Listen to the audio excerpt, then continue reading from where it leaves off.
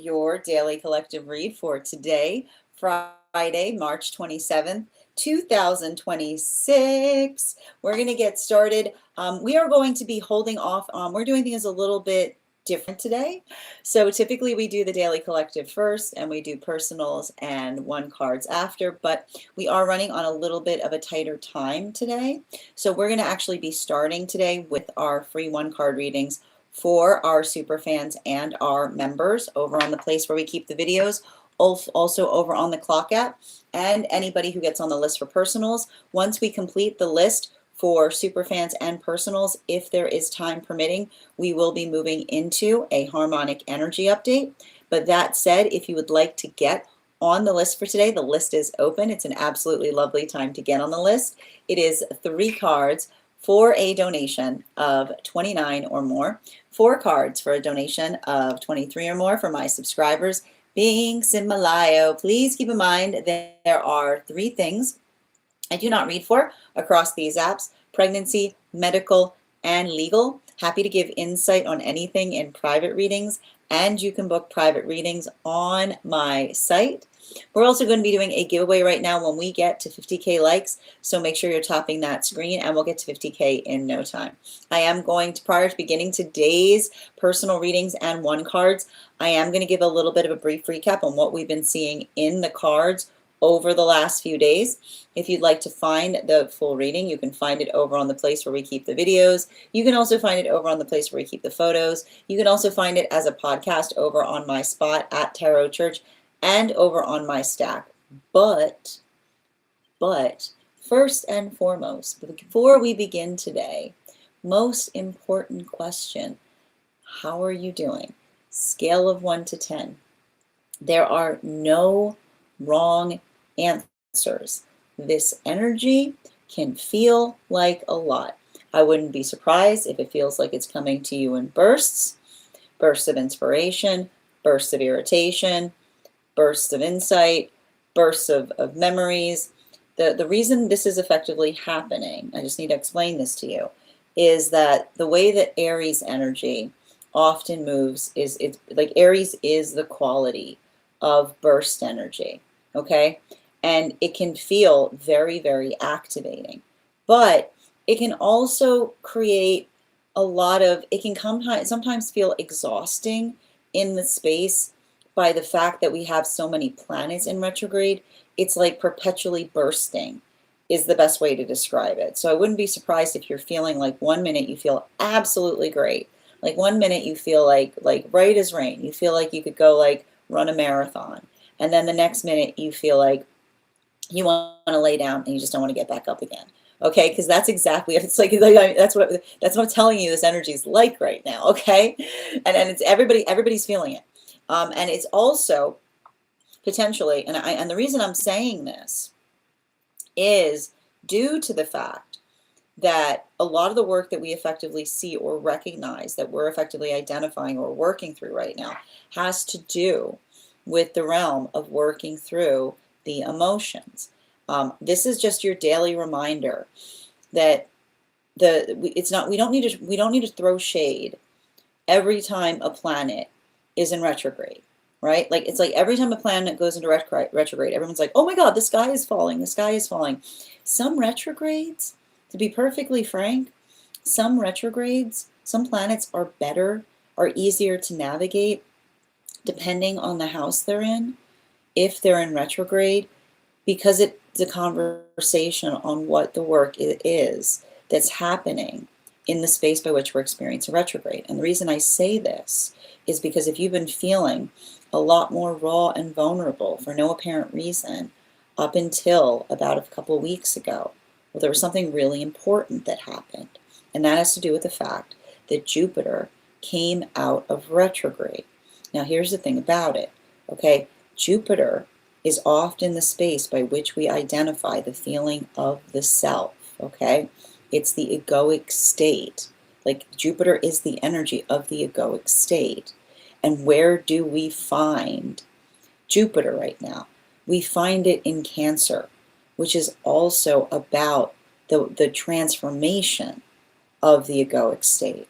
Okay, so you got Jupiter, you got that big planet Jupiter hanging out in Cancer, Okay, so you got the vulnerability, right?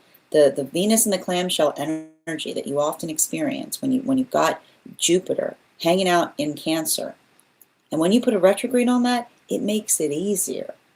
It makes it soothing, okay? It's the ability to kind of soothe through it. But the thing about it is you take the retrograde off of that, right?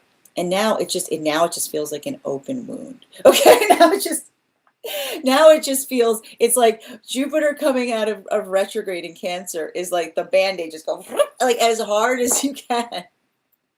But then it's like staying like that for a minute. You know, it's staying like that for a minute because we're still in it.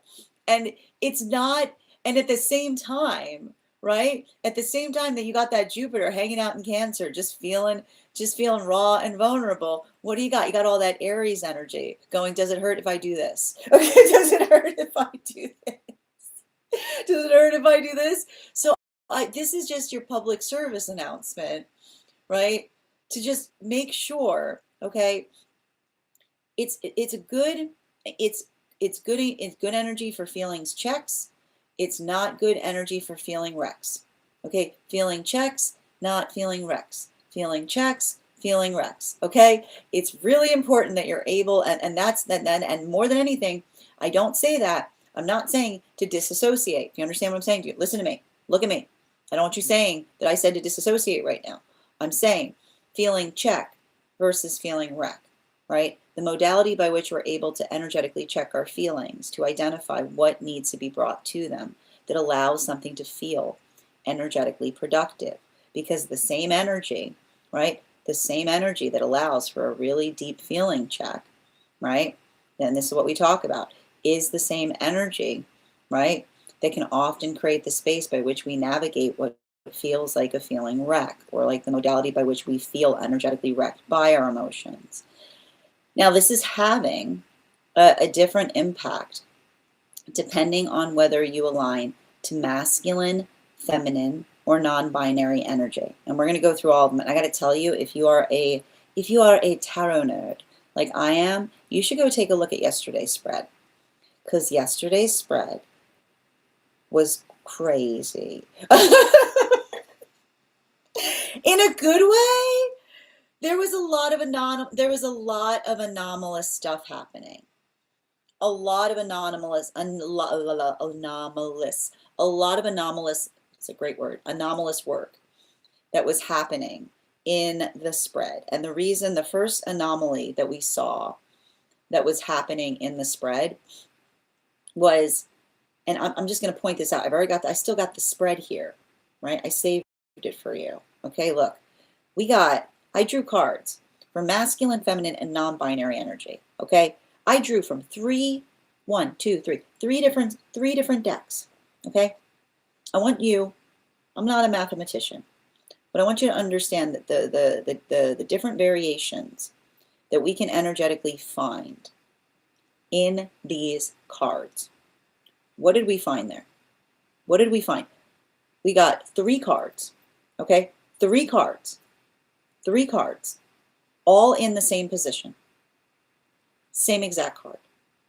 Headspace, I can't. Look at this. Headspace of masculine, hangman.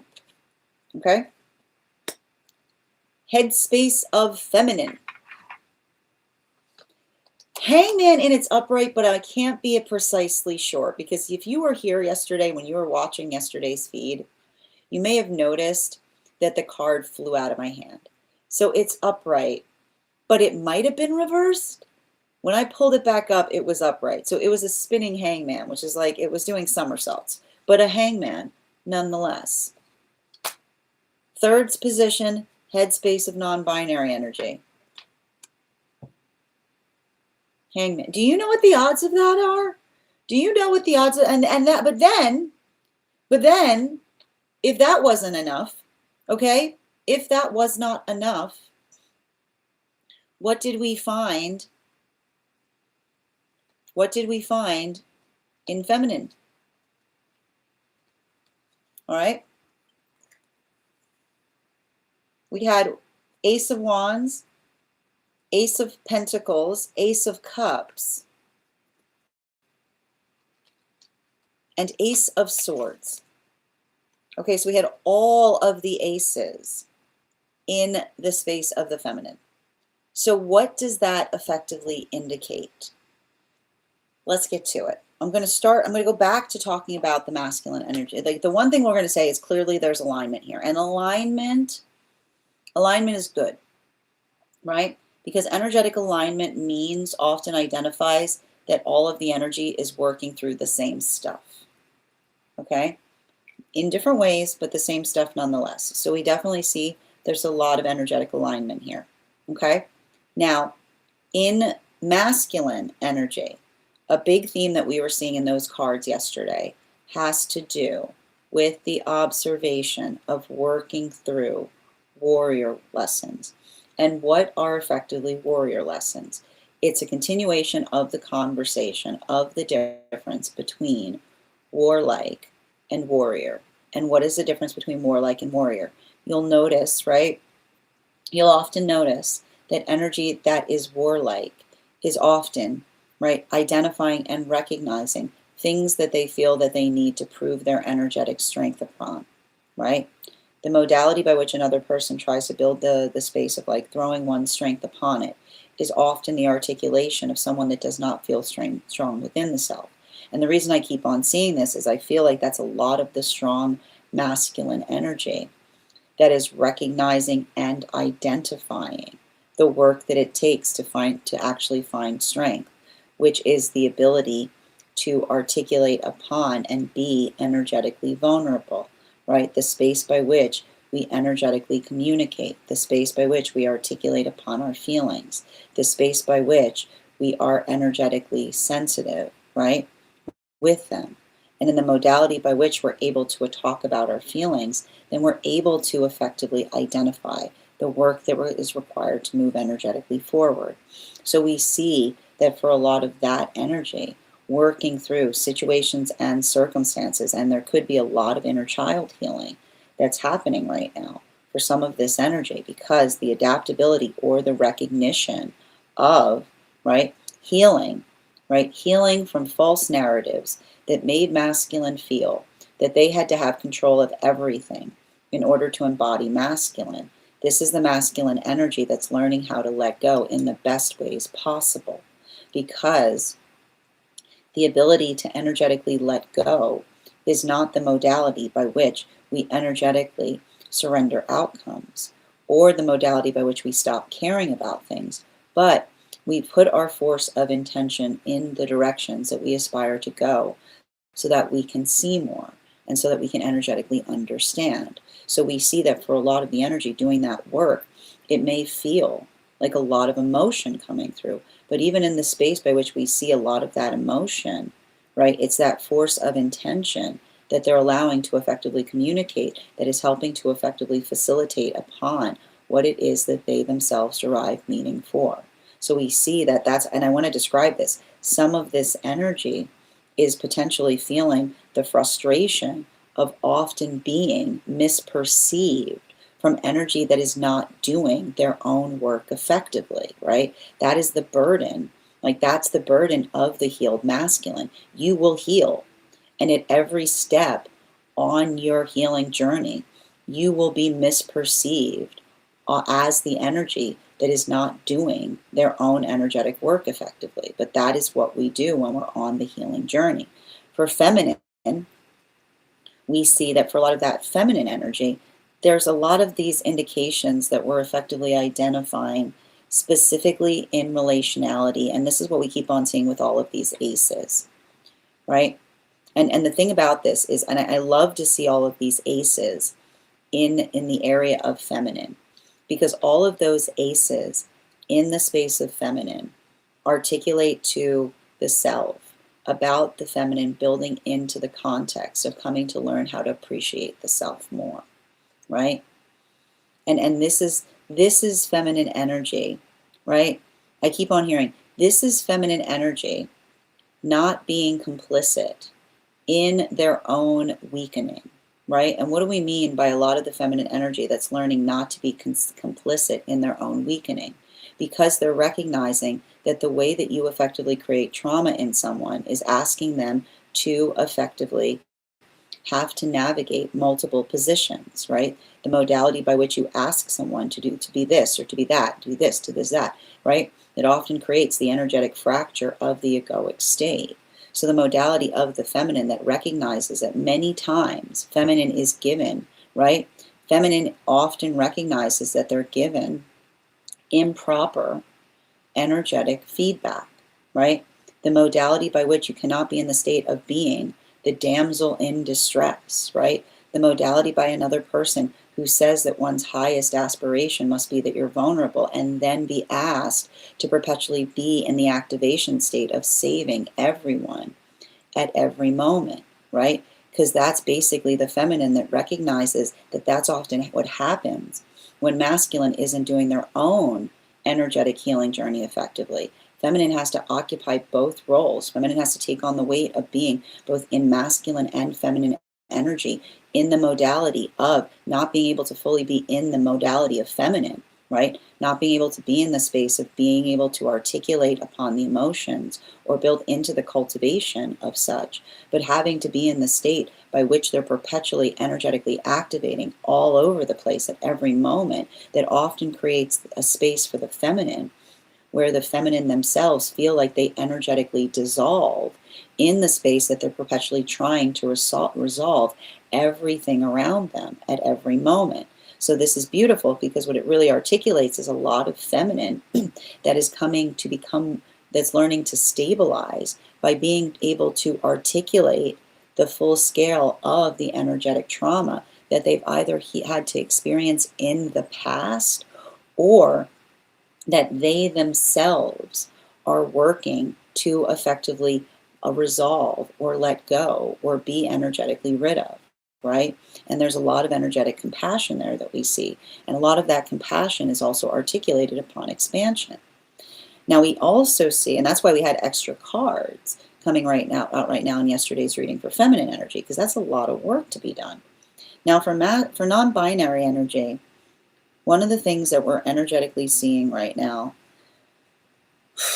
and these cards were definitely the most complicated to read. I wasn't surprised about the fact that they were most complicated to read because I feel like to a certain extent some of the work that we see that the other energies are doing, this energy has been working through for a long time, right? This is energy that's often working into the context of healthy energetic balance.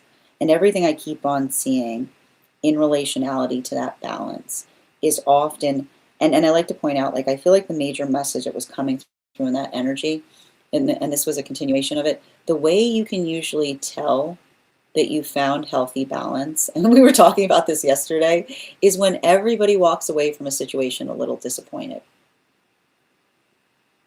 That's, you want to know the sound, I got to tell you, right? The sound of balance, and this is why we have to do this is why we often have to do our shadow work effectively, right? Because the modality by which we effectively work through energetic balance is the space by which we understand, right? That the feeling of energetic disappointment, right? There's no satisfaction. Like you don't strive for satisfaction, for the feeling, and this is why, like, I'm not surprised to see that we're experiencing this as we're moving towards a Libra full moon in Aries season, right? There's often a misconception that balance is satisfaction, but satisfaction is not, right? When you're moving towards personal pleasure, then you'll never find balance, because if your satisfaction hurts another, it's not balance, right? So the modality to effectively recognize the work that it takes, and Libras often understand this, right? The work that it takes to strive for balance, allowing balance to be the satisfaction point, right? The modality of understanding and striving to that often creates the circumstances or experiences by which we ourselves, right? By which we ourselves are able to effectively modify or articulate. Like, this is energy that has learned long ago to mitigate their own feelings of dissatisfaction as they're working towards balance, because they understand the sublime beauty, right? The sublime bliss of a balanced experience is one that becomes energetically holistic. It's something that allows the capacity or ability to grow. And so we see that for a lot of the energy doing that work, it's expansive, right? It's beautiful, it's blissful. However, it's also working through the energetic discomfiture of identifying circumstances or experiences by which they themselves have been energetically misperceived in the act of trying to build balance in the world around them, right? And this is often what you see, this is often what you see with energy that's working hard for others, right? And so this is a lot of the energy that recognizes and identifies the modality by which the energy is held. Like I see, to a certain extent, for a lot of the energy doing that work, the facet of relationship has to do with a lot of that energetic sensitivity, right? For masculine right now, it's working through the ability to communicate upon their feelings more. But in the modality of communicating upon their feelings more, feeling the sense of letting control go, because that's the energy that allows for the architecture of healthy experience to help guide mutual direction. For feminine energy, we see that this is a lot of the feminine energy that's effectively getting more, right? Getting more stable in being able to articulate upon their needs more. And through the articulation and amplification of their needs, they are able to effectively recognize and identify what feels like positive direction. And I keep on seeing that a lot of that stabilization, it's potentially frustrating, right? But even in the modality by which it's energetically frustrating, it's allowing the context of the energy that is holding themselves in a higher point of appreciation as they're learning to communicate their needs more.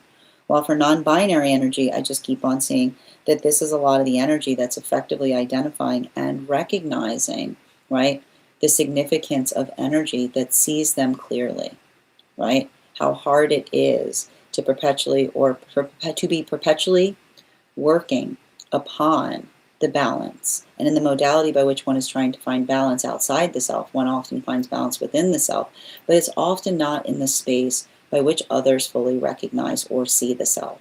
But I feel like that's a lot of the energy that effectively, I almost feel like a lot of that energy, allowed the space by which the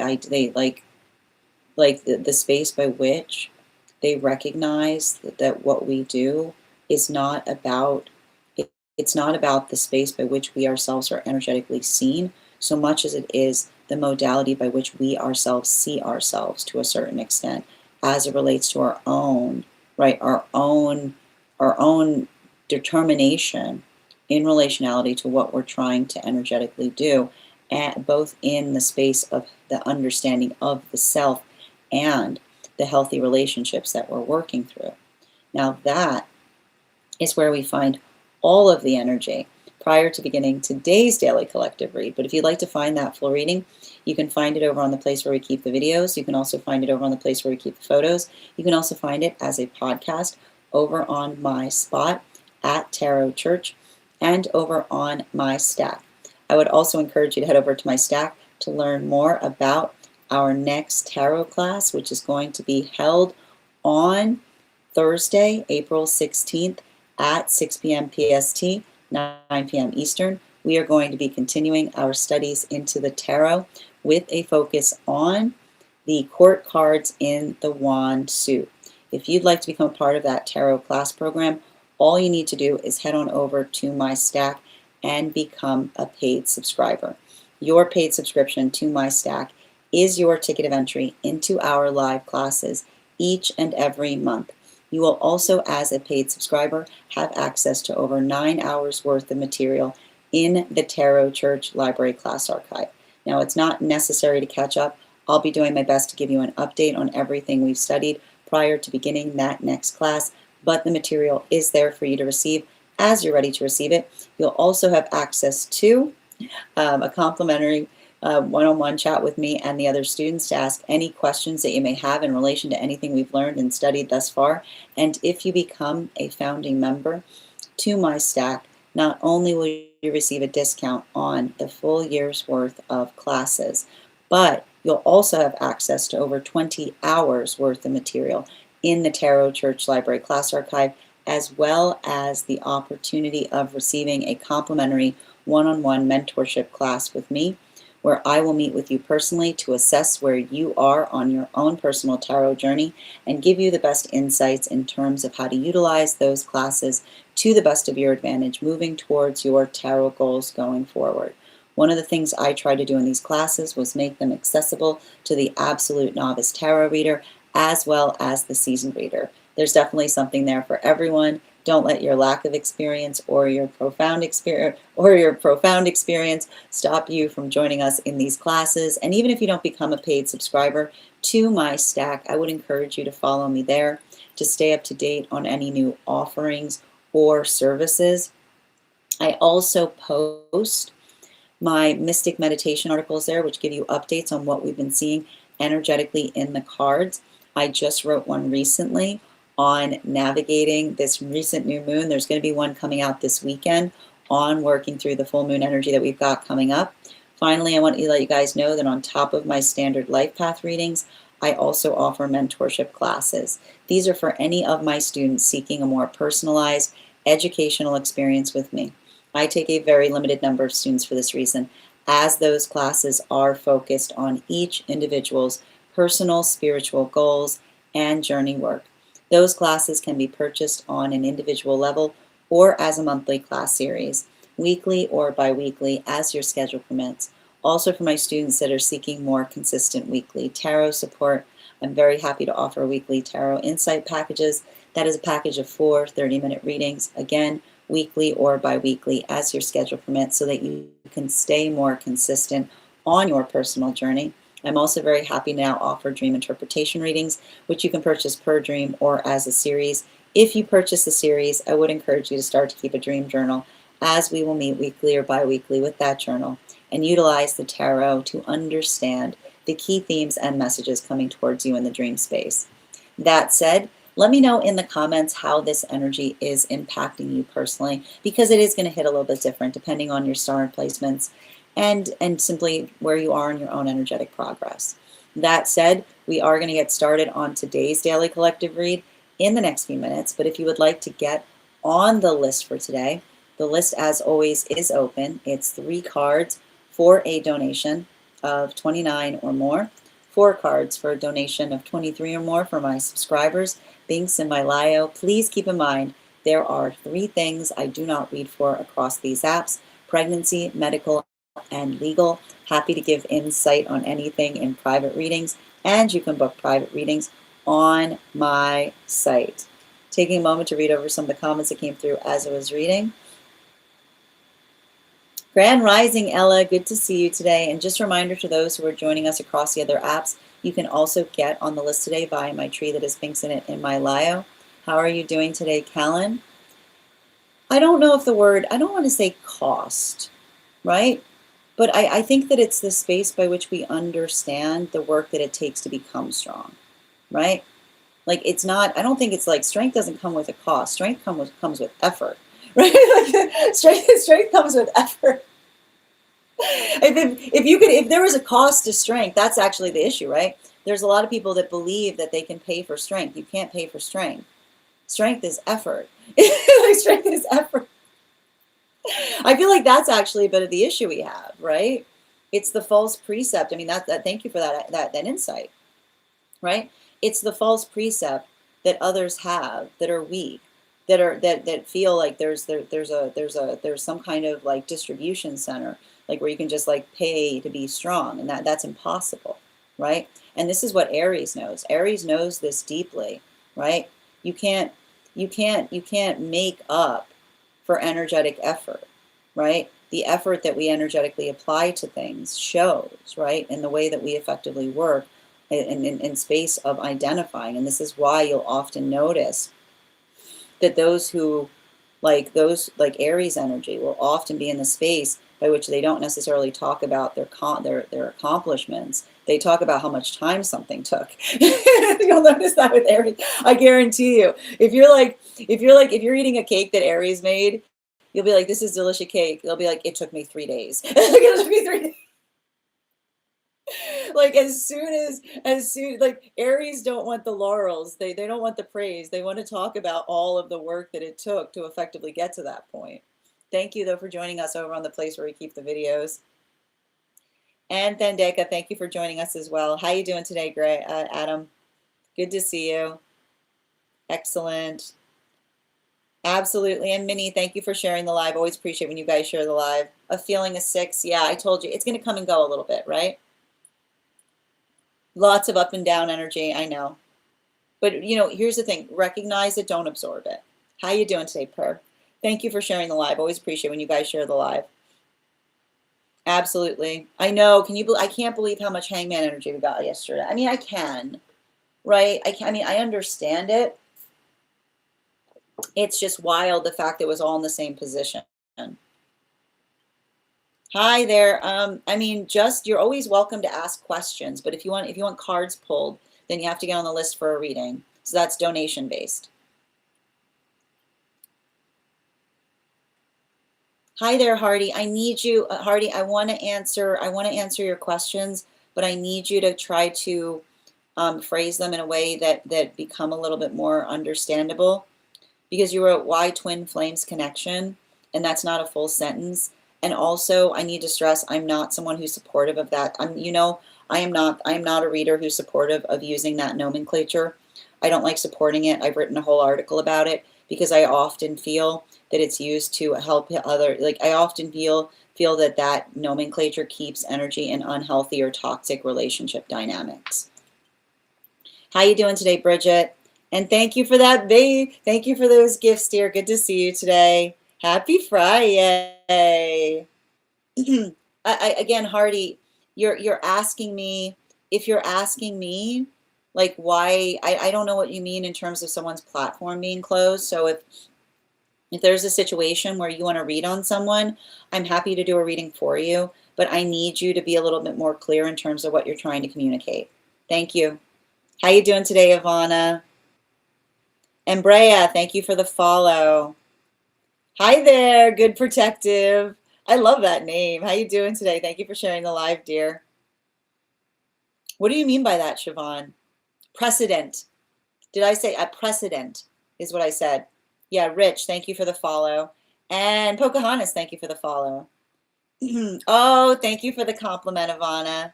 Oh, I appreciate you. How you doing today, Sister Shine? And thank you for those heart me's. Thank you as well for the lightning bolt. Excellent. How you doing today, Kelly? Grand Rising, Lisa. And thank you for reposting, Ella. I appreciate you. Thank you for those gifts. You're my top 10% gifter. I appreciate you. Excellent. So as I mentioned, we're going to get started. We are doing things, present. We're going to get started on the Daily Collective after we do 1 cards and any personal reads that come through, just because I'm a little bit tight on time today. So I want to make sure that we're getting to the 1 cards first as well as the personals. Now, if you would like to get on the list for a personal reading today, the list is open. You will be the first person read for. You'll also have an additional card in your reading. And if you would like to get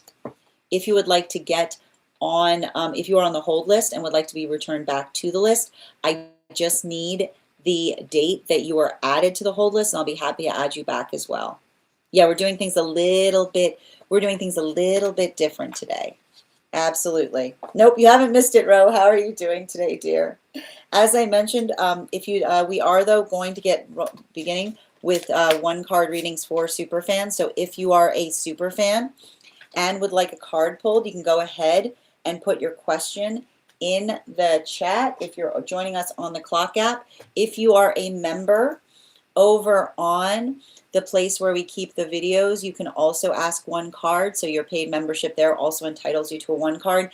Now, if you are joining us over on the clock app and would like an animal spirit guide card on top of your one card, please make sure that you're recharging your heart me's. And if you are joining us over on the place where we keep the photos, we unfortunately don't have the ability to offer memberships there, but in an attempt to be able to get up to the number that we need to be able to offer memberships, anyone who is over there watching the live, if you comment, if you follow me and comment followed, I am going to be reading you an affirmation from a guide for the advanced soul. Now, if you are already following me there and would still like an affirmation today, all you need to do is head on over to that platform, share this live with 3 friends, and comment shared in the chat, and you will also be able to receive a guided affirmation. I love that affirmation book too. I got it in Thailand. I love the fact that it found me there. Absolutely. Happy Friday, Glam. Good to see you, Kelly. Excellent. Oh, I figured. Grand Rising, Siobhan. Yep, a little bit different today. And if anybody does want to get on the list for a personal reading, the list is open. You will be the first person read for. 1 card, highest priority. Good to see you today, Laurel. We've got the Wheel of Fortune. So I feel like there's something important I identify there in relationality to you making energetic peace with things, is what I keep on seeing. Bottom of the deck, Judgment. You know why? I feel like there's something important here. Don't, it's interesting. I feel like I have a guide. Like, I feel like there's a guide trying to ask you why you don't trust your judgment on things more. Has there been an experience where your judgment has led you astray? I need to point, yeah, Animal Spirit Guide.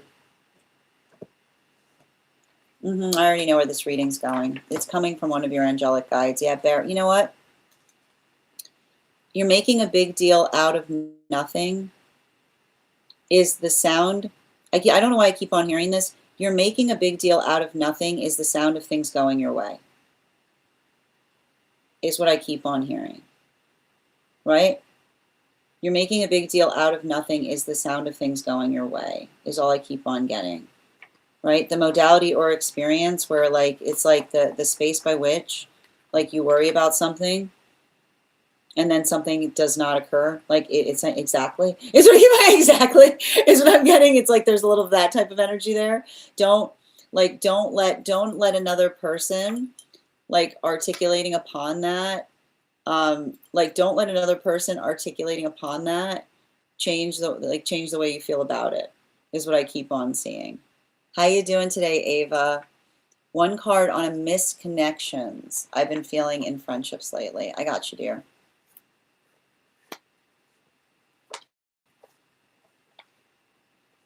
I've got a lot of Ace of Cups around something. I feel like there's something energetically important there in relationality to not chasing and attracting. I feel like the nature of your friendships is changing. I feel like the nature of your your friendships is changing in a big way. Yeah, you know, and it's coming through. It feels like it's coming through in the context of, like I keep on getting, not misconnections, but invested effort to connect, is what I keep on seeing. Right? Like that's all I keep on hearing. Is it misconnections, or are you now building into, and we often see this, right? Invested relationships are often the space by which we make the energetic investment to connect, and the work is mutual. So I feel like there's almost some balancing that's happening right now for some of the relationships around you. Animal Spirit Guide card, yeah, particularly with the blackbird there. I think it's interesting because I'm seeing some kind of circumstance or situation by way of being able to energetically articulate upon Like, I don't know why I keep on hearing you're not shadowing someone anymore. And the thing I described with shadowing is like the effective, the ability of having to feel the need to energetically try to catch up is often in the space by which, like, I feel like when you're centering, you can't shadow, is what I keep on getting, which is the understanding that when we're working to energetically center, it's not, we can't put the same effort in chasing after others. So I keep on saying, are the missed connections an energetic result of the fact that you yourself are changing? Because you'll often see that, like, the invested relationships are ones by which another person articulates their desire to connect with you that allows it to effectively occur. Thank you, dear. I got you, Ella. One card around recent interview, please. I got you. We've got the Strength card in its reversal. So I feel like I'm seeing something there important in relationality to identifying and recognizing. I feel like there's something important there in relationality to being able to identify what it is that, like, when we identify a weakness, it can become our strong suit, right? And I feel like you did something there that another person really commended, which is the space by which you articulated upon something in a way that it made someone realize that you're very invested in learning more about something. Bottom of the deck. Yeah, Ace of Pentacles. Ace of Pentacles often identifies the space by which we say to another, right? Like, that's very interesting. I'd like to learn more about that, right? The identification point, like, it's actually a point of strength to be able to articulate when we don't know everything, because we're basically in the space by which we articulate, the space by which we show our investment or desire to learn more, is what I keep on seeing. Animal spirit guide. Yeah, particularly with the wolf energy, I feel like I see you doing a lot of, I feel like this is you. I don't know if this is your first, if this is like, this isn't your first interview, but I almost feel like every time you do one, you're getting a little bit better at it. You know what I mean? Like, I feel like I see you, like, getting stronger in terms of, like, I keep on hearing, like, in terms of energetically anticipating or having what you energetically need, right? I keep on thinking you have to think about it. I keep on hearing, like, you have to think about it as a refinement process, right? Like, you're refining yourself even in the process of going through it. Angelic guidance right now for Ro.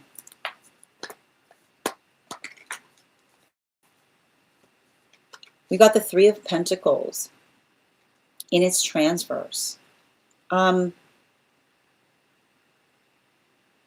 keep on hearing a good process can't be rushed, is what I keep on getting.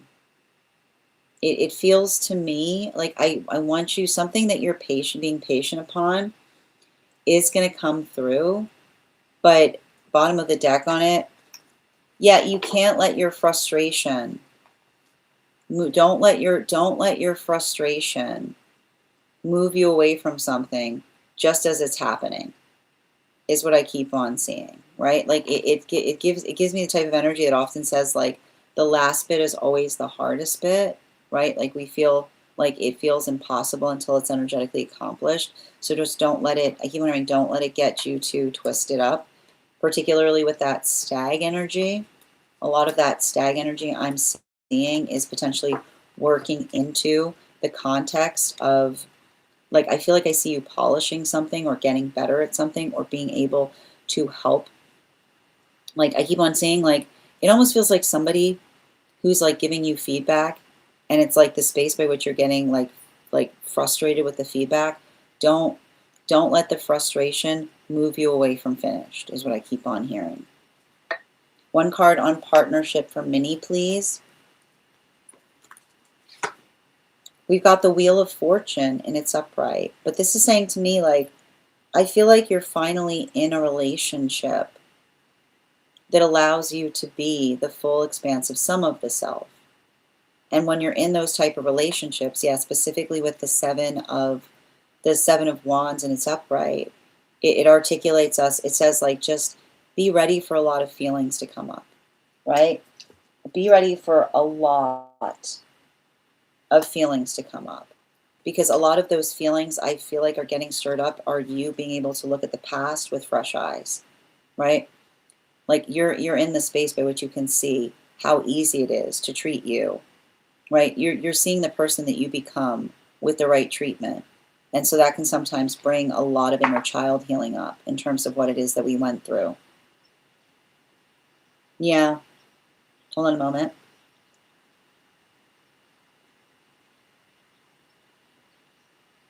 One moment. Ivana, one card on spiritual team guidance.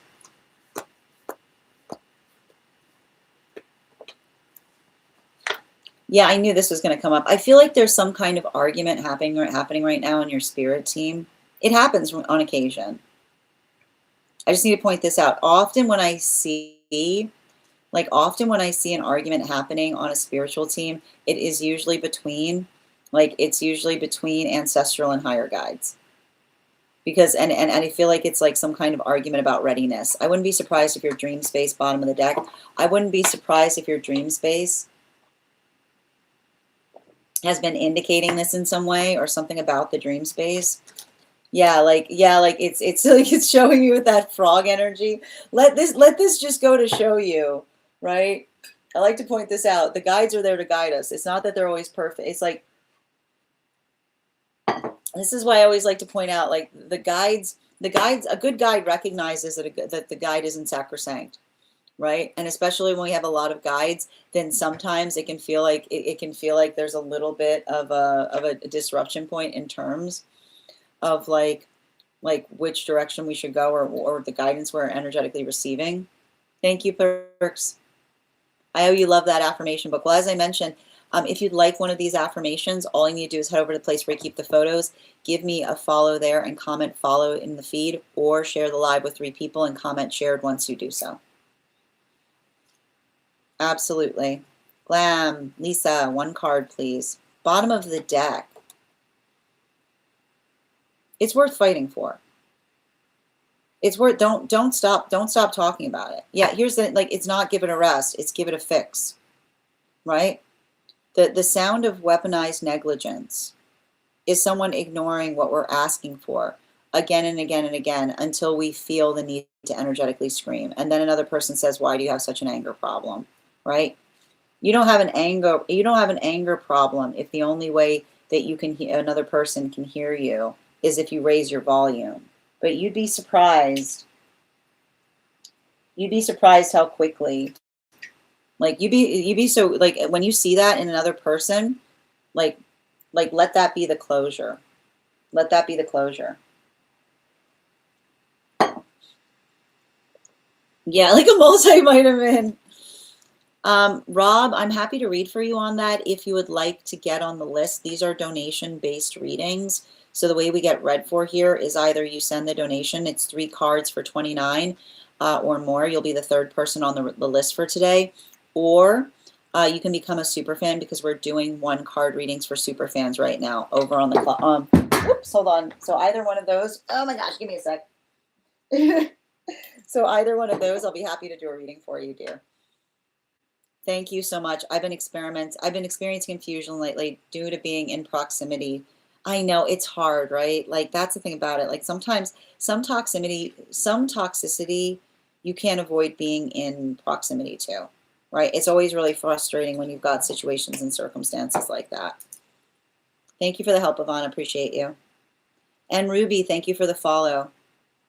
On target. Thank you, Ella. You're welcome, Ro. I need you to be a bit more specific about what you're talking about, Ra. There's a lot of stars. There's a lot of stars. The is demarcating a specific star. So I need you again. I need you to be more specific on what you're asking about. Hold on a minute. Yep, no problem. I got you, Ivana. You're welcome, Minnie. Oh man, I haven't been able to remember my dreams. Oh, this might be why. And Ivana, thank you for getting on the list as well. If anybody else wants to get on the list right now, you'll be the 4th person read for. You're so welcome, Mamo. Pisces. I know this is a personal read, but this is resonating already. I just got here. We're just doing the 1 cards right now, Pisces. Good to see you. Happy Friday, dear. The affirmation you gave me a few days ago, Sin, helped. Oh, I'm so glad to hear that. I'm so very glad to hear that. You're so welcome, Lisa. You're so welcome, Mamo. Grand Rising bookcase. I got you, Ivana. Aries and Pisces energy heavy heavy right now astrologically. Absolutely. Tap to claim, Pisces. As I mentioned, friends, we are doing 1 card readings for superfans right now over on the place where we keep over on the Clock app. We're also doing them for the members over on the place where we keep the videos. If anybody's joining us on the place where we keep the photos, we don't have the ability to do memberships there. I'm trying to get us up to 10,000 so we can do so. But if you give me a follow there, and I will read you a passage. I will read you an affirmation, a guided affirmation from the guidebook for the advanced soul. And if you are already following me there, if you go ahead and hop over there and make sure to follow, to give this live, to share this live to 3 friends, I will be happy. Comment shared in the comments. I will also be happy to read you an affirmation for your personal affirmation. Excellent. I got you, Ivana. All right. It looks like we've reached the conclusion right now for the 1 card readings. We are going to move into personals. We've got 3 people on the list for today. First person we're reading for today is, if anybody wants to get on the list, it is 3 cards for a donation of 29 or more. 4 cards for a donation of 23 or more for my subscribers. Being Semi-Lio, please keep in mind there are 3 things I don't read for across these apps: pregnancy, medical, and legal. Happy to give insight on anything in private readings, and you can book private readings on my site. We're also doing a giveaway when we get to 50K likes today, so make sure you're tapping that screen and we will get to 50K in no time. That said, the first person that we are reading for today, Jamie, thank you so much for that follow, and Mamo, thank you for sharing the live. I appreciate you. Thank you for those roses as well, Jamie. First person we are reading for today is Addison. Addison, if you're here, can you respond in all caps? Let me know if you would like a general reading or if you have a specific question you'd like me to answer. And for anyone else who's interested in getting on the list today, we do here highest priority messages from Spirit. Hold on a minute. 1 second. There we go. Highest priority messages from Spirit, life path, mediumship, dream interpretation, angelic guidance, animal spirit guide readings, pet readings, Akashic, mind, body, spirit, and love. If you have information that you feel is relevant for the purposes of our read, you can include it in the notes when you send the donation. You can also post it in our subscriber-only disco channel in the appropriate channels. Ivana, I will read the list right now for those who are on the list. The list I have right now is Addison, Ava, and Ivana. So that is the order I have it in. And aura readings. I have to include that as well. And aura readings. Thank you, Per. Good to see you today. Hope you're having a beautiful afternoon. Excellent.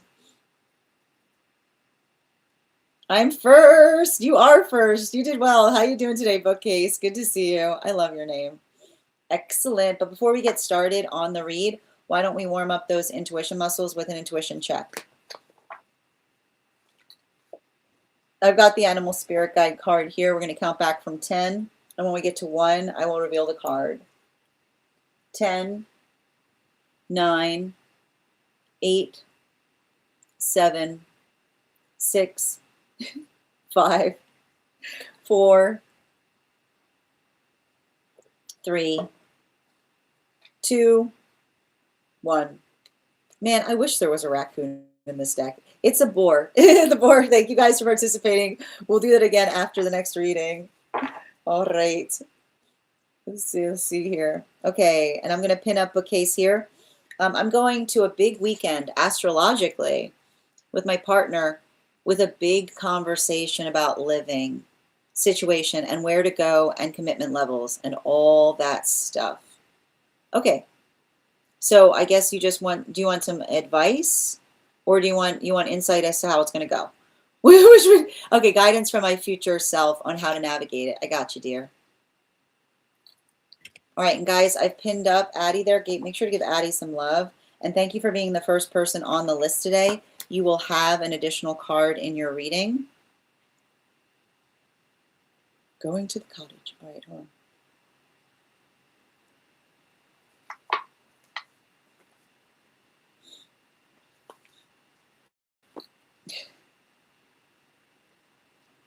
I couldn't help myself.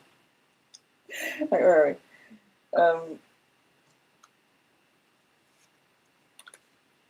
One more, please. Yeah, no, that's the one. First card out. Okay, let's get to it.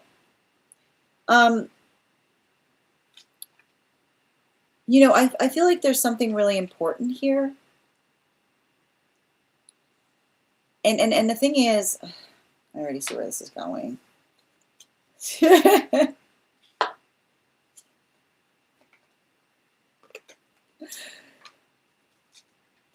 You know, are you about to have a conversation with someone about the fact that they can't see the effect they have on people? Because that's what this conversation feels like. It's like there's no delicate way of having a conversation like that. There's like, it's the most, you just have to, you have to fall into the cringe river. It is a river of cringe, but it is a river. Thank you for confirming. It is a river of cringe conversations like that, right? And you can't, but here's the thing about it. Like, I literally, like, and I need to point this out. You know, I almost see somebody, who does stuff, right? And this is the sound of you loving this person, you know? Because the sound of, when we care about each other, and I want to point this out because I can already see that this is pushing up against some wounds for you, okay? This is not criticizing. This is not criticizing. The message I'm getting from your higher self, they're saying, remember school. Remember your training. I don't know why they're saying remember your training, but they're saying the difference between a criticism and a critique is literally the difference between someone saying that sucked, right? Versus this will make it awesome next time, is what I keep on getting. And the reason I keep on seeing this is I don't know if this is a situation by which somebody may have unintentionally. I feel like I need to point out, like, you are like a little antenna.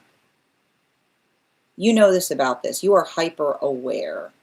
You know, like, you are hyper aware. You are hyper aware.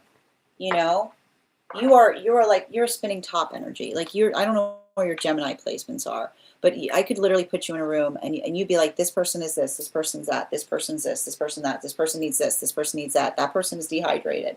Like, you're just clocking. You're current. You're always clocking, right? Clock, right? This person. God bless them. Like, it's good. Like, here's the thing. Like, it's beautiful. Like, I know that it's like you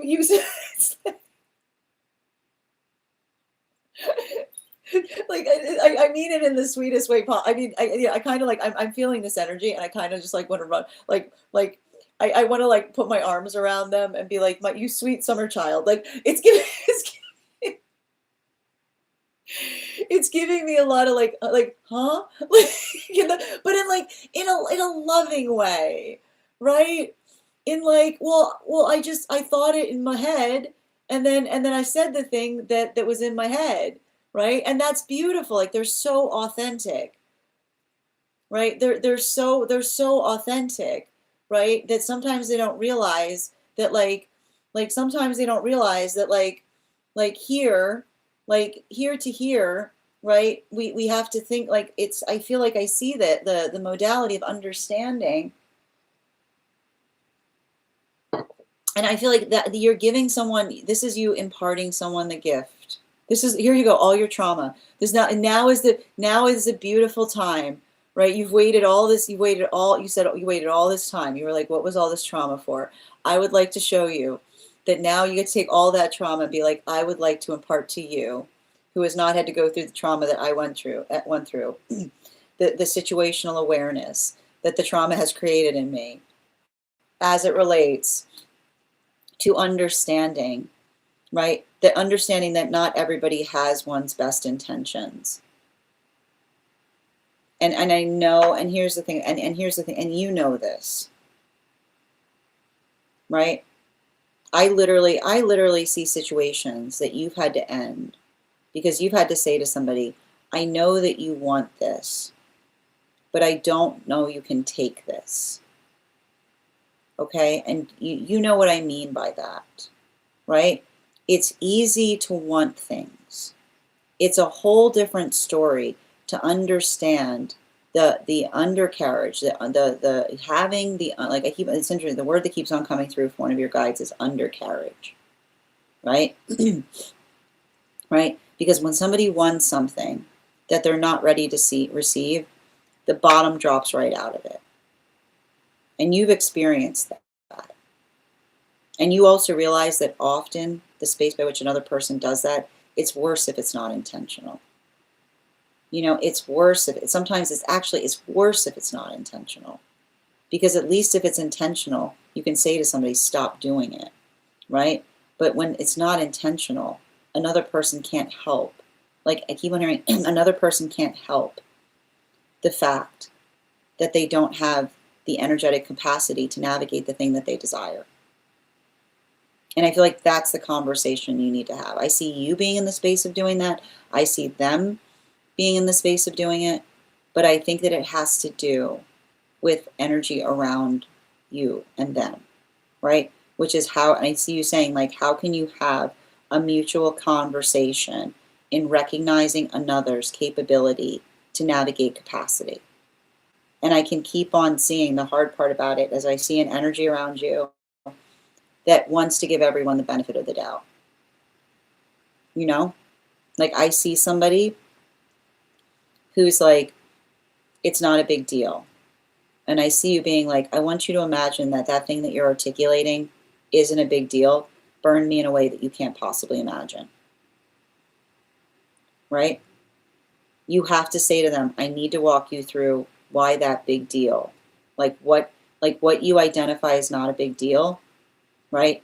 Is literally, that is luck. Is what I keep on hearing. If it's not a big deal, it's luck. Is what I keep on getting, because you have seen, I keep on hearing, you've seen catastrophe, right? And that's what you have to impress upon someone. Like the space by which you say what you identify as a big deal, as not a big deal, I have experienced has literally destroyed my life, right? The context by which you say to another person, that thing, it's always the thing that you say it's not a big deal, it becomes the energetic catastrophe point. So I feel like the space by which, and I like to point this out, the space by which we care about each other is how we navigate each other's sensitivity. And you know what usually happens when we start to navigate each other's sensitivity? The sweet, sweet song that somebody says, I see what you mean. That's what I want you to write those words down. I see what you mean, right? And that's what you're hoping for, which is not the space by which you're telling someone that you're doing something wrong, but showing them the possible future catastrophe that could have arose in a situation by which something blessedly didn't go as badly as it could have. Bottom of the deck on this reading. Yeah, right? Like I want to point out, right? There are things that we do. I always say oblique or intentional, right? And the beauty, and this is the beauty of it, right? The beauty of navigating obliqueness is you can heal obliqueness with clarity, right? All it takes, like in the space, and that's what's beautiful about it, right? If someone's doing something and they don't realize the harm it's causing, right? And you can usually tell the fast difference that when someone's being oblique, and this is how you can always know, if someone's being oblique and you bring it up to them, the first sound you should say here is oh. Like it's the profound understanding that arises in the modality of them like recognizing something that they did not see before, right? They'll be in a space by which they want to actively work to correct it. Now, if they say no, that's interesting. Why would you say no in the context of someone trying to show you something? And often, I don't think there's any context of this. I feel like it's not going to go the way it went in past relationships because you were in some relationships in the past where someone was being intentionally oblique. I'm sad that you had to go through that. And I like to point out that trauma that you experience trying to have a conversation like this with somebody who's intentionally doing something, yeah, it'll become awful, right? Because you're ruining it. You're ruining the fact that they're trying to be oblique about something. I don't think that this is going to happen here. So I know you carry a lot of trauma having conversations like this, but remember that's because somebody was trying to traumatize you. Thank you so much for having this reading with me. And if this message connected to you as well, it's very common for those who need these messages to be here to experience them. We are doing personal readings right now. If you would like to get on the list is open. Who's been lifting? Jeez. Okay. Does your partner lift? Why am I getting like, okay, sorry. The next, or Ava? Okay, I'm trying to figure out where that was coming from. All right, the next person. Yeah, the next person, I'm going to take a moment to read over some of the comments that came through as I was reading. Oh, okay, thank you. I was like, what? I was like, what's going on? I was like, I don't lift. Why am I lifting something? But that's you see, like they want to get, but I feel like the guys were showing me that because they want to work. They're like, thank you for making me stronger, is what I keep on getting, right? Thank you for making me stronger. Like healthy energy will see it as that, which is why I was getting that. Thank you, dear. That was very fun. I was like, why am I lifting? All right, I need to take a moment to read over some of the comments that came through. It's like, do you live? I was like, do you live? I'm like, okay, one moment. It was very funny. Excellent. Are you guys going to a cottage? I kept on getting cottage vibes. Okay, excellent. Oh, you got some chunky raccoons. I love them. Oh, I just want to bring them inside. Okay, excellent. How are you doing, Ava? Oh, thank you for letting me know, dear.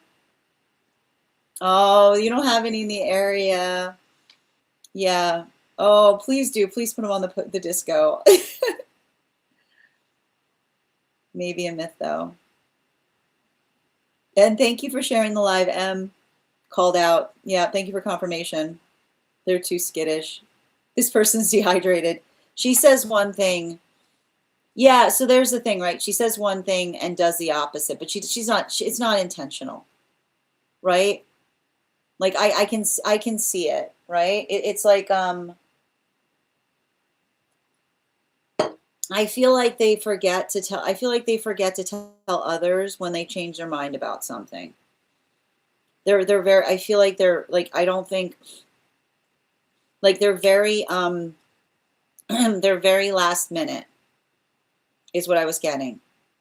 You know, like that's what I'm seeing on it. It's like literally like it's giving me like slip the mind kind of stuff.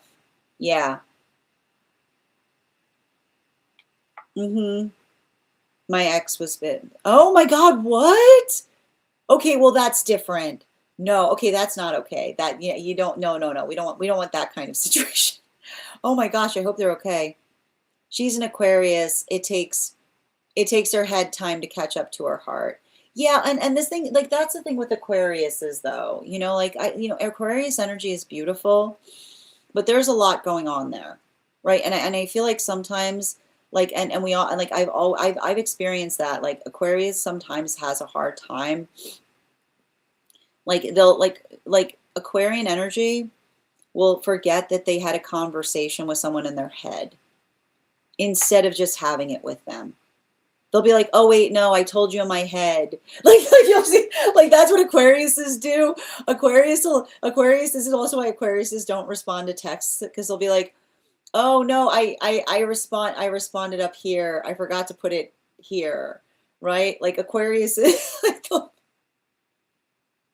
They're like, no, it's here. No, no, no, I did it. That's why you'll get Aquarius to be like, I did do that. Being like, you didn't do it here. You did it there. Okay, you did it there. Yeah, I know, I do too. But they got little hands. Yeah, absolutely. Yeah, they're super cute. Oh, they lifted the lid. I appreciate that.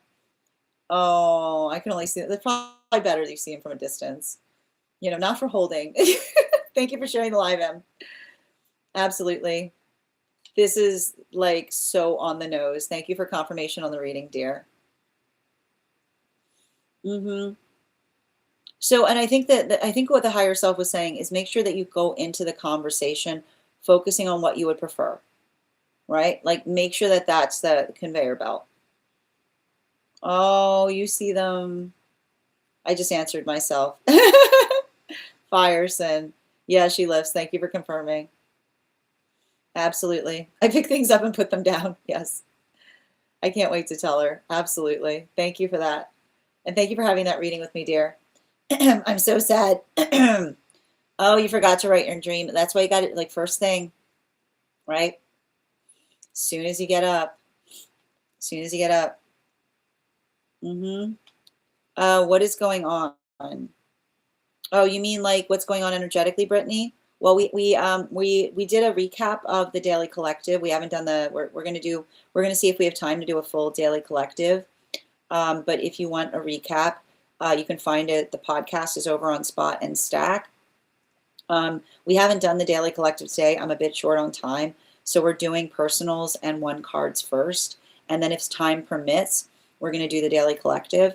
So if you, I hope that helps. But basically, you know, it's this energy is like, I think you probably experienced it. It's a little bit wild, but a lot of it is, and just in summary, it's a combination of the space by which Jupiter is in Cancer, and it's not in retrograde. And there's a lot of planets in Aries right now. Make sure that you're not communicating from frustration, but allowing the frustration to move things forward in a productive fashion. It went off for no reason. Oh my gosh. Oh dear. Sending you so much support on that journey. I told you it's burst energy. So I wouldn't be surprised if there aren't those kind of things happening right now. All right, we're going to continue. Hi there. And just a reminder to anyone joining us, if you are joining us across the other apps, you too can get on the list via my tree that is Binks in it in my bio. It's 3 cards for a donation of 29 or more, 4 cards for a donation of 23 or more for my subscribers. Binks in my bio, please keep in mind, there are 3 things I do not read for across these apps: pregnancy, medical, and legal. Happy to give insight on anything in private readings, and you can book private readings on my site. Also, if you want a 1-card reading, we're doing them currently. If you are on the clock app, make sure that you're recharging your heart maze if you want an animal spirit guide card. And if you're a member over on the place where we keep the videos, and if you are a subscriber, if you are following us, if you're joining us over on the place where we keep the photos, your follow will entitle you to a reading, an affirmation from the guidebook for the advanced soul. And if you're already following me there, if you share the live with 3 friends and comment shared, then you can also receive an affirmation. I can imagine. Why wouldn't you? That's disruptive and disturbing. I'm very sad that it triggered you. All right, let's continue right now. Yeah, I can imagine. All right, the next person on the list for today is Ava. Ava, if you're here, can you respond in all caps? Let me know. I've got you here, dear. And you mentioned to me that the information's on the disco. Just a reminder to anybody who's joining us, if you have information that you feel is relevant for the purposes of our read, if you have a dream that you would like interpreted, or you have a past life you would like more information on, you can include it in the notes when you send the donation. You can also post it in our subscriber-only disco channel in the appropriate channels. We read for here highest priority messages from spirit, life path, mediumship, dream interpretation, angelic guidance, animal spirit guide readings, pet readings, akashic, mind, body, spirit, love, and aura readings. If you have information that you feel is relevant, you can go ahead and, as I mentioned, put it where we articulated. But before we continue right now, and when we get to 50K likes, over on the place where on the clock app, I will be gifting a reading back to the collective. Before we continue, I'm going to warm up those intuition muscles with an intuition check. I've got the animal spirit guide card here. We're going to count back from 10, and when we get to 1, I will reveal the card. 10, 9, 8, 7, 6, 5, 4, 3, 2, 1.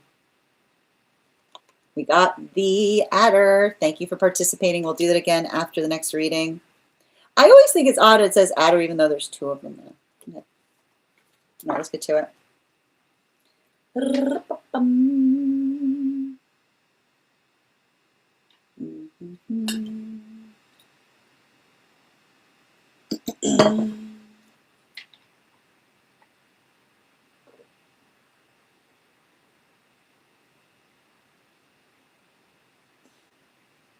Let's see.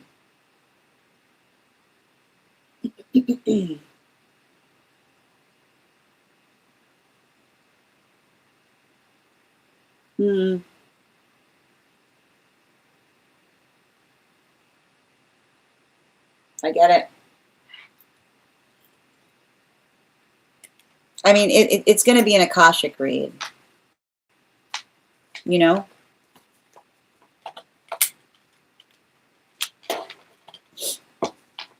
And before, can I get 4 cards?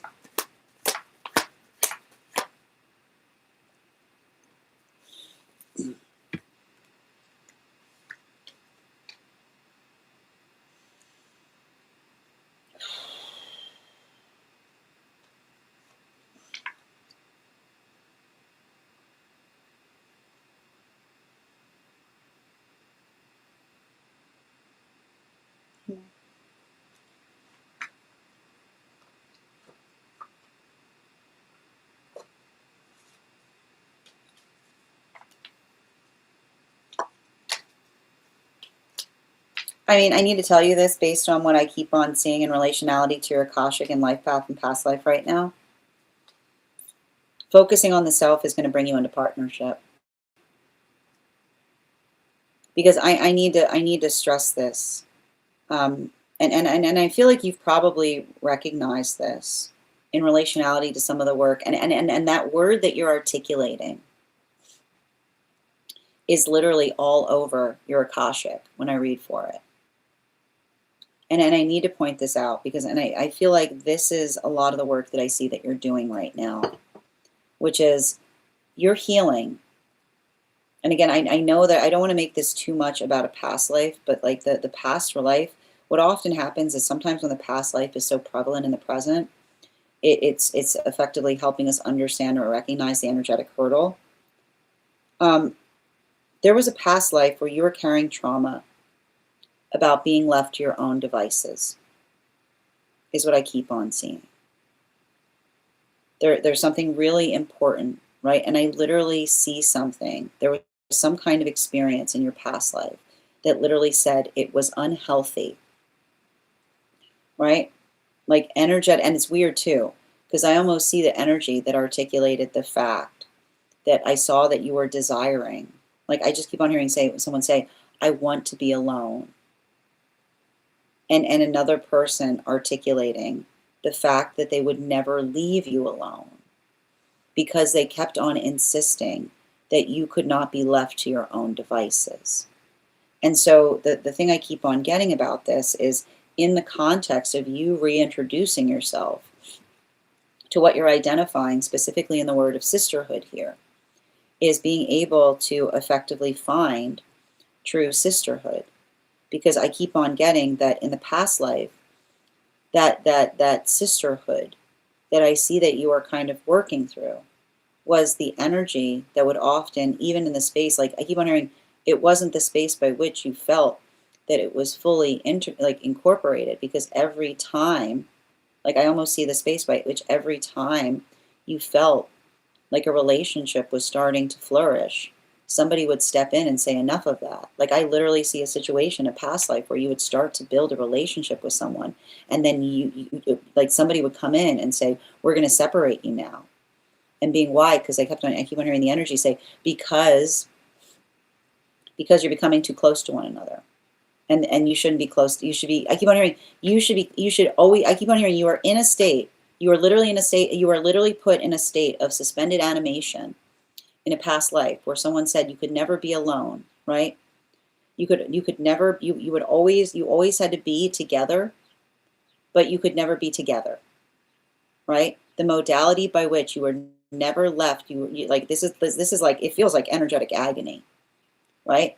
Literally a situation by which energy would always articulate the fact that I keep on getting, you had to be in proximity to one another, but that healthy relationships were frowned upon.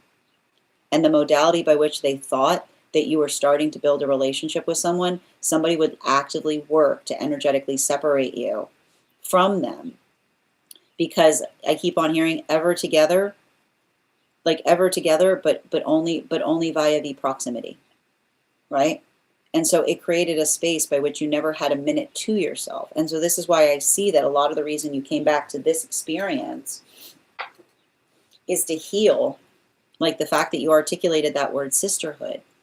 Because I keep on seeing that healthy sisterhood is the space by which you feel you can be your truest self around someone and not feel energetically judged, right? It's the most beautiful gift that we effectively give one another, right? Because it's the modality by which we can effectively, like, allow our truest self to exist. And another person says, right? And I almost see the modality by which you almost apologize, and someone say, don't apologize. It's beautiful to see this side of you, right? So I feel like there's a lot of healing there. And that's what I said in relationality to the context by which, and I just keep on getting the same message right now. You couldn't miss your divine counterpart relationship if you tried. Like, you can't miss your divine counterpart connection. But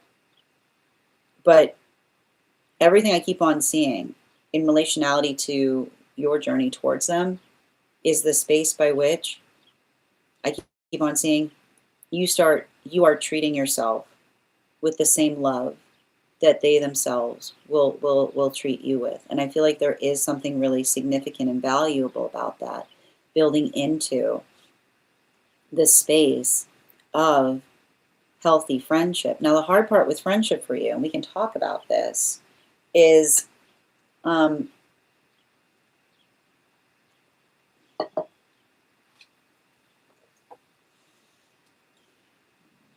do I describe it?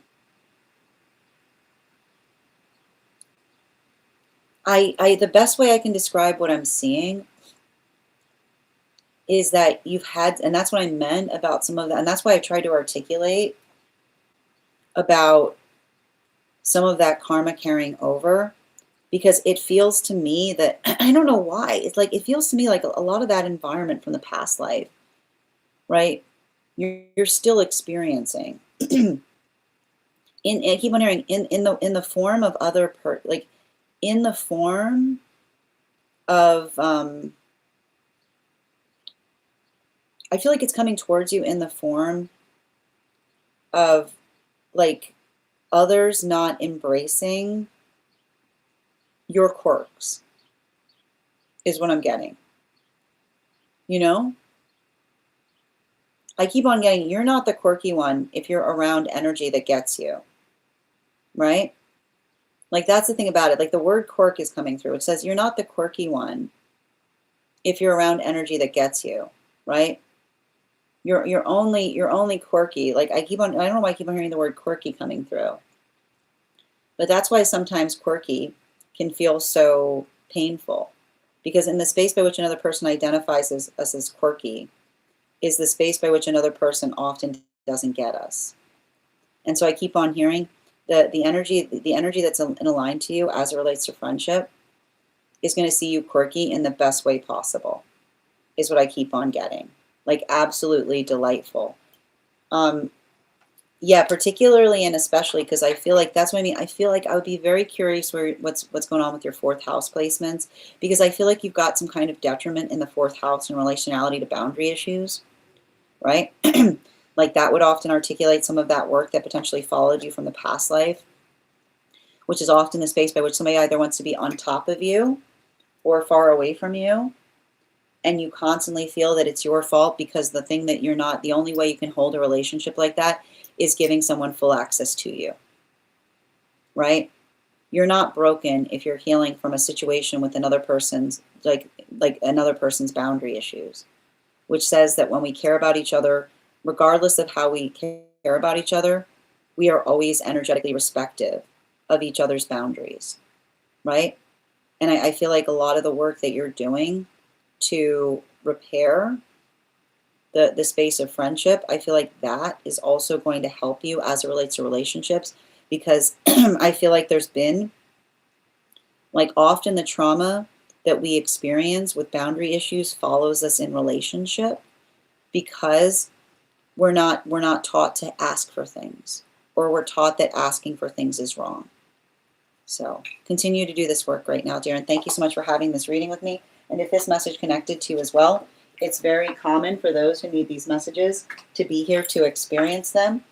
We are doing personal readings right now. If you would like to get on the list is open. You will be the second person read for. 3 cards for a donation of $29 or more. 4 cards for a donation of $23 or more for my subscribers. Binks, Binks in my Lio. Who am I reading for next? Ivana, what's going on there? Okay. Please keep in mind there are 2 things I don't read for across these apps: pregnancy, medical, and legal. Happy to give insight on anything in private readings. And you can book private readings on my site. I'm a little bit distressed because all I see in the comments is per saying, don't read the chat. How am I gonna do that? How am I gonna do that? Hold on a minute. No, I can't do that. I'm afraid, Stella. That it's not possible for me. Okay, I'm gonna take a minute. Ava, just reading over your comments. I think the boundary issues could also be, but that's what I mean. Like, especially like, you know, the thing about the like the hard part about boundary issues is, and that's why I was talking about some kind of detriment in your 4th house placement, because like often like what's hard about a detrimental 4th house placement is being like, it's hard to learn that there's something that we learned that we need to heal from until we're away from it, right? Like it's a space by which we feel like, it's like when you're in a space where there's no boundaries and energy makes you feel like, I keep on getting like energy that makes you feel like you're secretive or being secretive because you're holding healthy boundaries, right? Like being like, it's normal. It's not the space by which another person should feel like it's abnormal, is what I keep on seeing, you know? And continue on sending, and that's what I meant about that potentially following you from the past life. And thank you. And that's why I keep on bringing up, like, that's why I keep on bringing up the past life as we're doing your readings. Because something like, and something about you like connecting to that is where I see a lot of that work occurring. Okay. All right, just reading back on, I'm going to read the chat. Excellent. Just bear with me. How you doing today, Dr. Genuine? Good to see you. Oh my gosh. I keep on moving the thing when I'm scrolling. Hold on.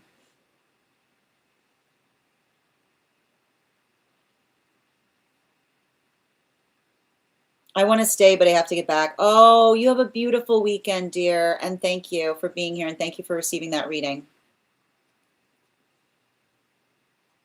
Yeah, there was a lot. I remember that dream. Yeah, I had a past life regression as an adult. Oh, geez. That's a lot. Yeah. They burnt down. Oh my gosh. Yeah. Oh, sweetheart, you used to blow out the candles. You blew out the pilot light on the stove. Oh my God, sweetheart, my heart. Christina, thank you for the follow. Yeah, but that's all. And here's the thing about it, right? This is why I appreciate the work on the past life, because and I can't speak highly enough about doing it, because the ability to understand why we're so hyper focused on something, like it can sometimes feel like a deep release. You're like, oh, okay, now that makes sense, right? Like, okay. Yeah. Mm-hmm. Yeah, exactly. You understand it, and now it's not something that's as difficult. No, don't you? Why are you why are you apologizing for taking up the chat with very important information? Mm-hmm. Yeah, I was releasing for months after those sessions. No, I understand. No, I used to have like I used to have like a very, very traumatizing dream as a child. And when I had a regression and understood the context of it, immediately made sense. Mm-hmm. Absolutely. Yeah, I read for it. Mm-hmm. Exactly. Yeah. Mm-hmm. Yeah, it was hard because like and this is often like I feel like that was a really good example of the fact that sometimes we traumatize without intending, right? Like you were in the space by which you were actively grieving, right? And then they even understood that, but it was something that it was something that deeply hurt them, even understanding the context of it.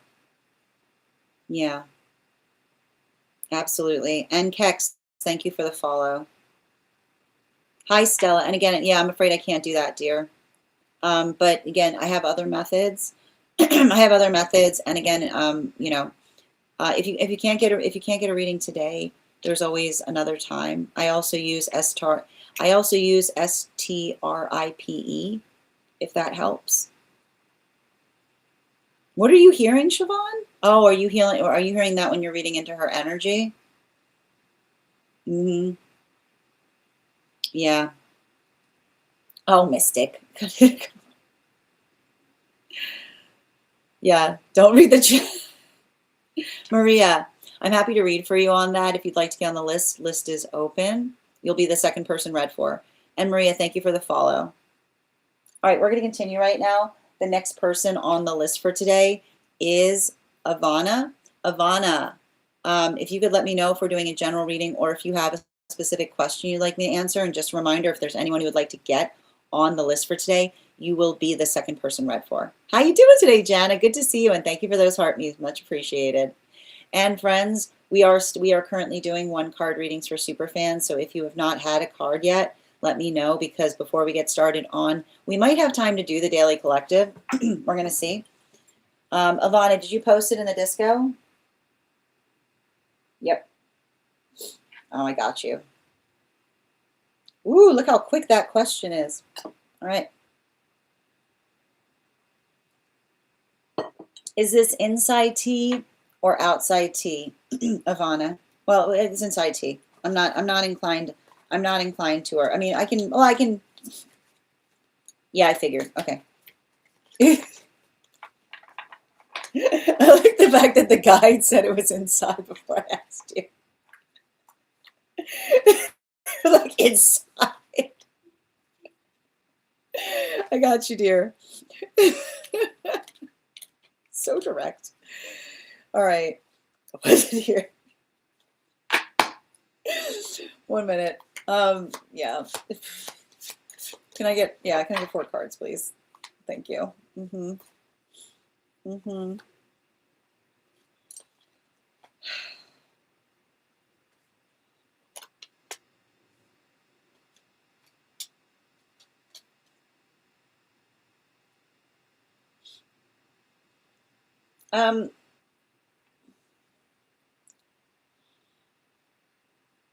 So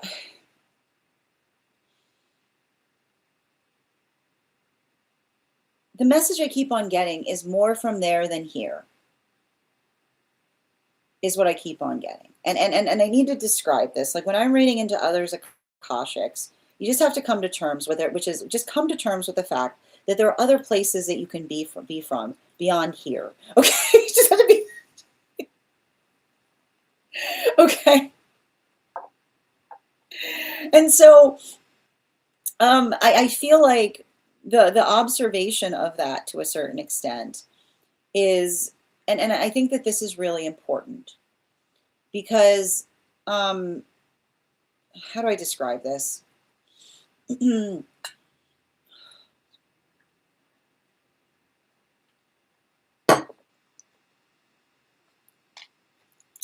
Lore is a story about a place that you've only heard about.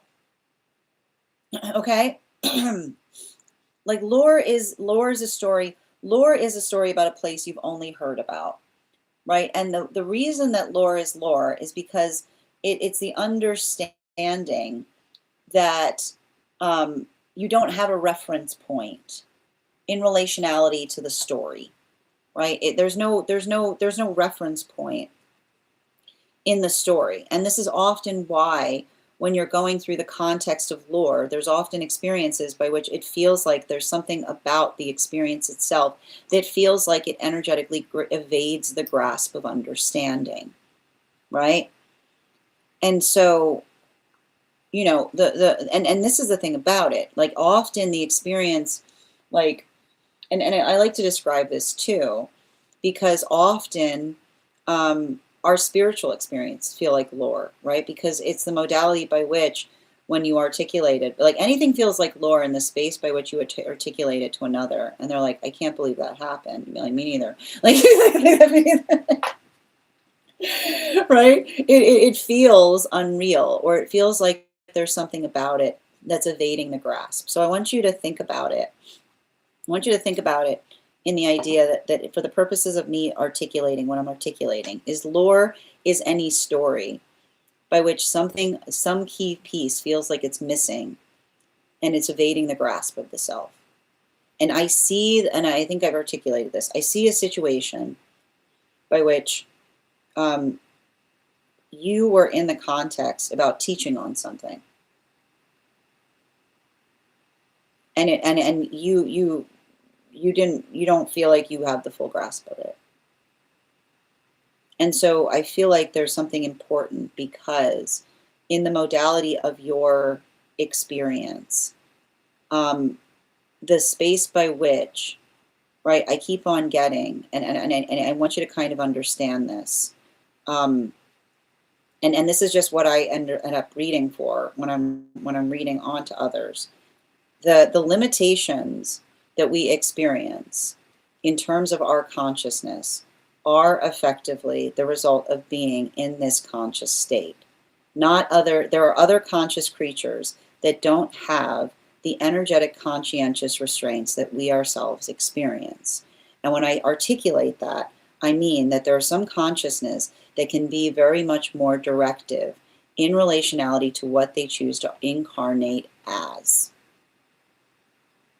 So in the space by which you understand and recognize the modality by which you effectively were in a situation by which there was something that you aspired to learn more about, and in a space, in a conscious state by which you yourself could articulate your own energetic feelings in relationality to how one might incarnate.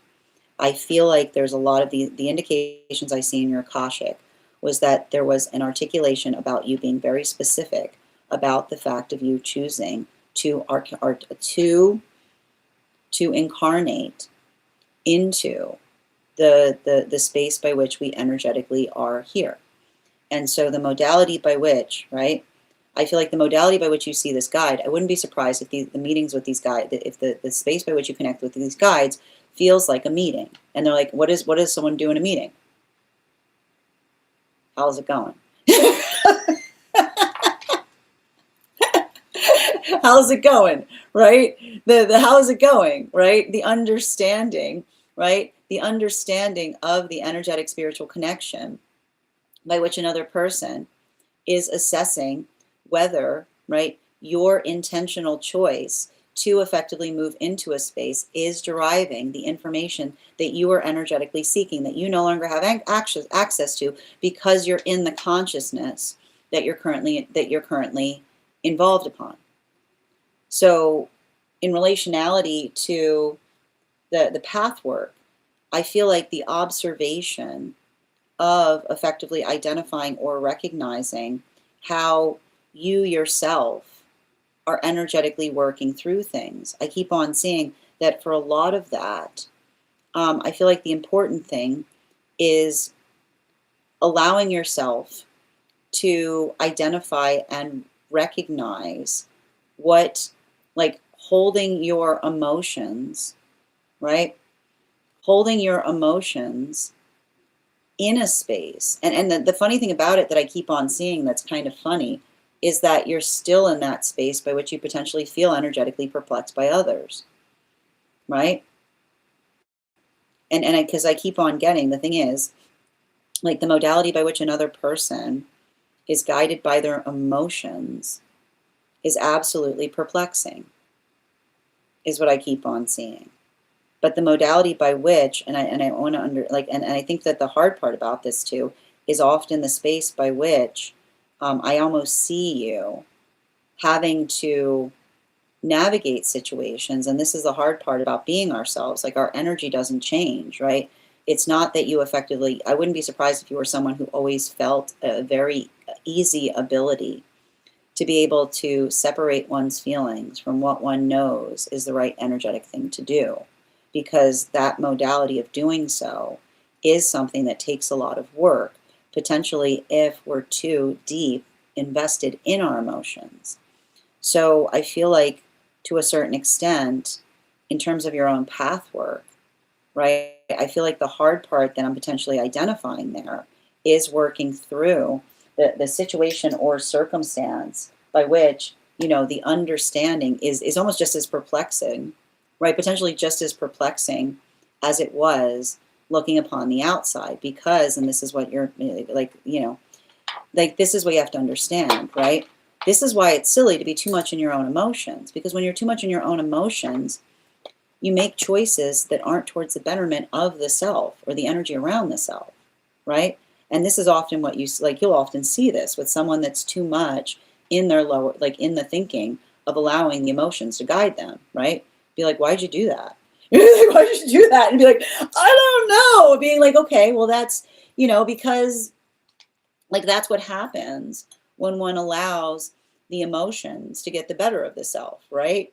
Like typically when the emotions get the better of the self, there's no satisfying answer beyond I don't know, right? Because it's talking through, right? It's often the space by which the volatility by which we effectively experience things, like I keep on getting drive us to energetically do things that often aren't the thing that feels like it's energetically best. And so I feel like the hard part about that is I wouldn't be surprised if you still find yourself perpetually perplexed. I wouldn't be surprised if you're not constantly in a space by which you're perpetually perplexed by the choices others make, potentially and especially when they're in highly emotional states. Because it's the understanding, right? That, and I feel like the understanding that, and I keep on seeing this, the one thing that's not helpful with that is being in an environment that seems to support energy doing that, right? And I keep on getting, and this is, I feel like this is almost like the energetic takeaway I see that you're learning upon that, which is it's much harder when you're in an environment with energy that celebrates crash outs, right? Like that is literally the sound of us energetically worsening something, because the modality by which we're not trying to support each other, but then we see somebody crashing out and we hold energetic delight towards it, right? It often creates the space. I keep on hearing it's actually interesting because I literally see a space by which you're energetically helping another person see that, because it's the space by which we don't feel like the supportive environment is one that often feels like it drives others to it because they don't feel energetically supported. But it's hard for you to potentially understand that. I keep wondering, this is something that's potentially, I wouldn't be surprised if you've often felt that, because I feel like to a certain extent, I feel like when I read for you, that's something that you always embody, right? And the anxiety that you're often feeling isn't your anxiety. It's the anxiety that you feel. Like, I feel like it's you picking up others' anxiety in the space of someone saying, what do I do? What do I do? Because I see you always kind of working through it, but often the space by which you feel, I feel like their anxiety gives you anxiety. is what I keep on seeing, right? Like their anxiety gives you anxiety because you recognize that energy that's anxious is often deep in their emotions and does things that are spontaneous and don't make any sense, right? Thank you so much for having that reading with me, dear. And if this message connected to you as well, it's very common for those who need these messages to be here to experience them. I'm going to take a moment to read over some of the comments that came through as I was reading. Hi there, Jana. I got you. One card for Bridget on counterpart, please.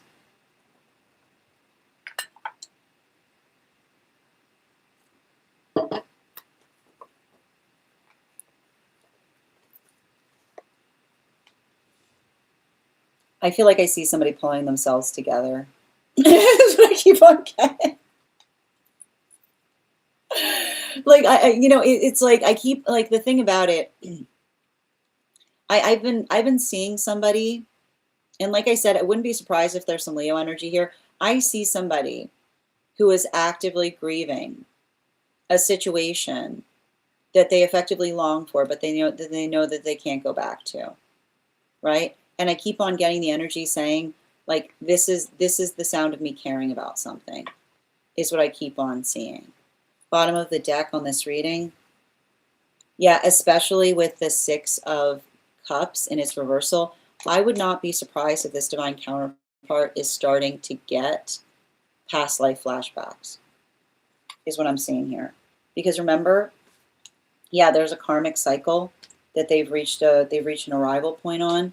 So the modality by which I feel like they're saying they're having conversations and saying like, I understand now, and being like, what do you understand? Being like, I understand now, right? I just keep on hearing, I understand now, because the understanding is the space by which it's resolving the argument that you had with them in a past life, by which, and like I keep on seeing, like I keep you said you'll understand one day. you said, and so I keep wondering, they're continuing they're like, they feel really weird because they're continuing a conversation in their head that they've never had, but that they energetically remember, is what I keep on seeing.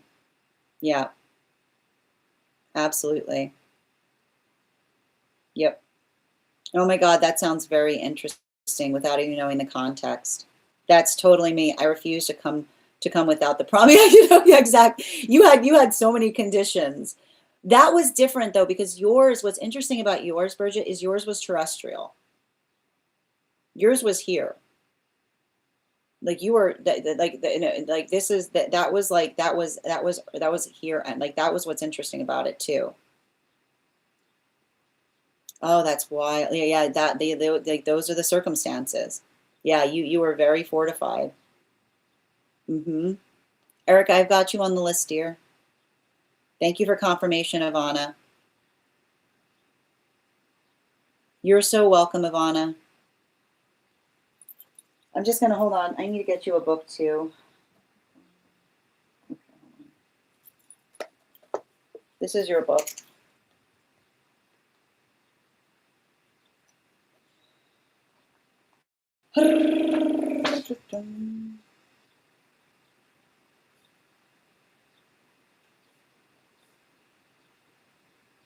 Mm-hmm.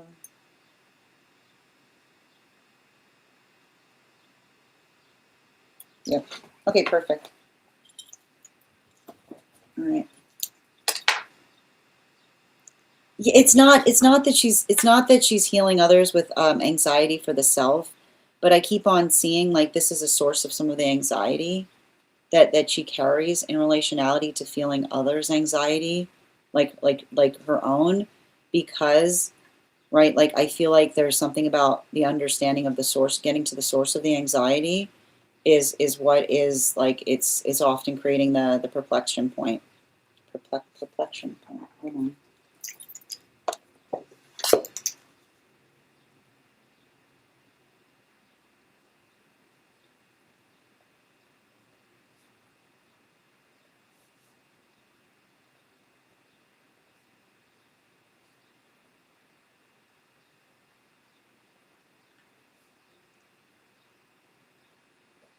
Got it. Okay. All right, where were we? How you doing today, Lewis? Yep. Not trying to take that all in. Interesting. Hi there, Corrigan. We are we're on a little bit of a time crunch today, so we are doing one cards now as well as personal readings. So if you have not had a one card, you can post it in the chat. I'll be taking them now. We're also doing personals, so I'll probably take maybe one or two more individuals as personals today before we close the list. And I will be off tomorrow, but we should be back on Sunday to do one cards and personals again. Yeah, you'll understand one day. I think that's why I got. Well, and that's what I get. Like we can, again, I can't turn this into a medical read here, but I think we've talked about this, right? Like there's like I feel like I see a guide that's actively working to help you with that right now. You're so welcome, dear.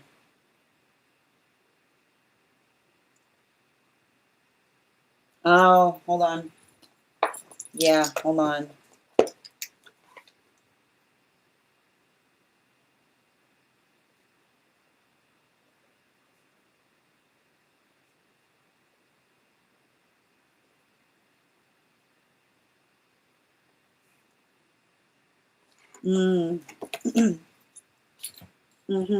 Thank you. All right. How you doing, Dada? How you doing, Chris? Hi there, Kath. I'm doing well, Nina. How are you doing today? Okay, so the next person on the list for today is Erica. Erica, if you could let me know if you'd like a general reading or if you have a specific question you'd like me to answer. Alexandra, one card, please.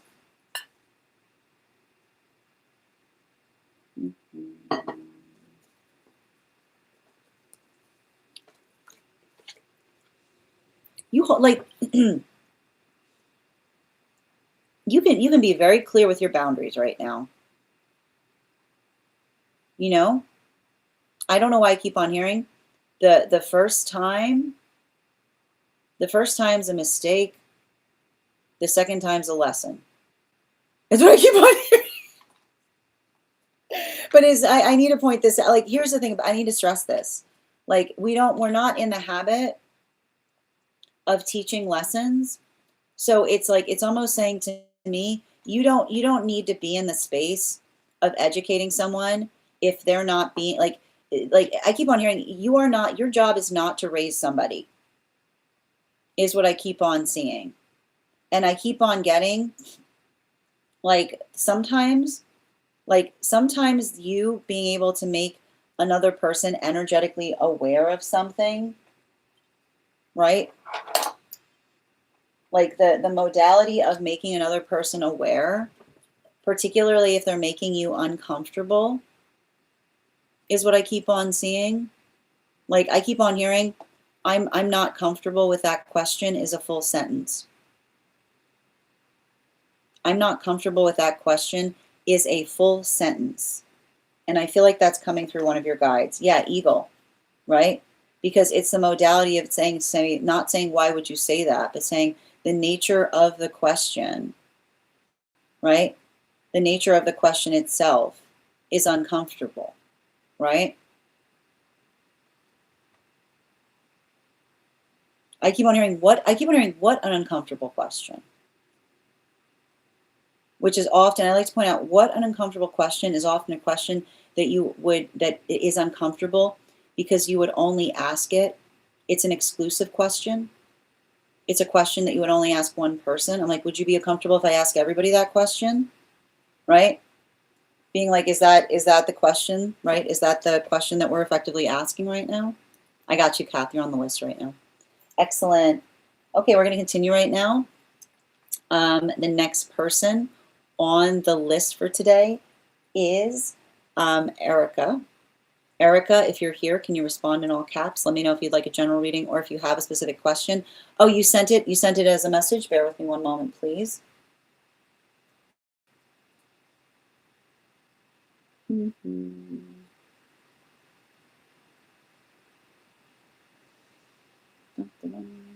You said you sent. Where'd you send? Did you send your question through? I'm asking if you'd like a general reading or if you have a specific question. I haven't seen it come through. It might have gotten filtered. No, I definitely see you. I'm just trying to find out the nature of the question that we're reading for today. So, and if anybody else wants to get on the list right now, you will be the second person read for. We do here life path, highest priority messages from spirit, mediumship, dream interpretation, angelic guidance, animal spirit guide readings, pet readings, Akashic, mind, body, spirit, and love. If you have information that you feel is relevant for the purposes of our read, you can include it in the notes when you send the donation. You can also post it in our subscriber-only disco channel in the appropriate channels. I'm not sure what that means, Siobhan. I keep on seeing here, Erica, but I haven't seen the question come through. Oh, it's up further. Thank you, Bridget. I appreciate that.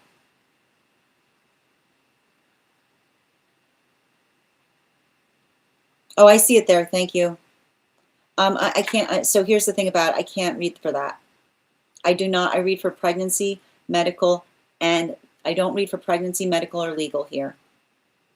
So I can't read upon that in any way, shape, or form. Now, if you would like an energetic read in relationality to specific energies, we can read for that, but I can't do anything in the capacity about what you're articulating. How are you doing today, Team Olasana? Hope you're doing well. Or potentially, if you are looking for information from the guides in terms of how to navigate difficult circumstances, that is also something that I can read for. Just let me know what you prefer. Okay, perfect. Okay, thank you so much. And before we continue right now, let's warm up those intuition muscles with an intuition check. I've got the animal spirit guide cards here. We're going to count back from 10, and when we get to 1, I will reveal the card. 10, 9, 8, 7, 6, 5, 4, 3, 2, 1. We've got the hair. Thank you for participating. We'll do that again after the next reading. Okay. And I'm going to pin up Erica here. Guys, make sure to give Erica some love. I feel like it's an angelic read. Can I get 4? Yeah, 3 cards, please. Highest priority messages, advice. Yeah, there it is. Highest priority messages, advice. Wow. Yeah, 1 more. Oh my goodness. And 1 more, please. Thank you. Yeah, I'm getting here. Recognize the space of someone trying to destabilize you is what I keep on seeing, which is often amplified by someone trying to drag something out as long as possible, hoping that you yourself will become so depleted that you'll just come into a space of saying yes to something. I feel like that's a conversation that you need to have. And it's interesting too, because you've got an angelic stating that you need to have that conversation. Not to them, but you have to tell somebody upon the fact that you see somebody, right? I keep on hearing like the modality by which when another person, I keep on hearing somebody plays a long, someone tries to play a long game so that we will effectively lose our breath, is what I keep on hearing. And that's coming specifically from an angelic.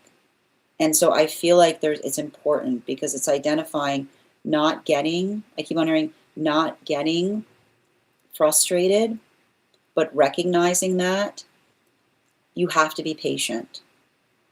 You have to be patient because I keep on seeing it feels like a situation by which if you're trying to be energetically patient and the modality by which you're getting frustrated and then the frustration makes something feel like it's going to take even longer, right?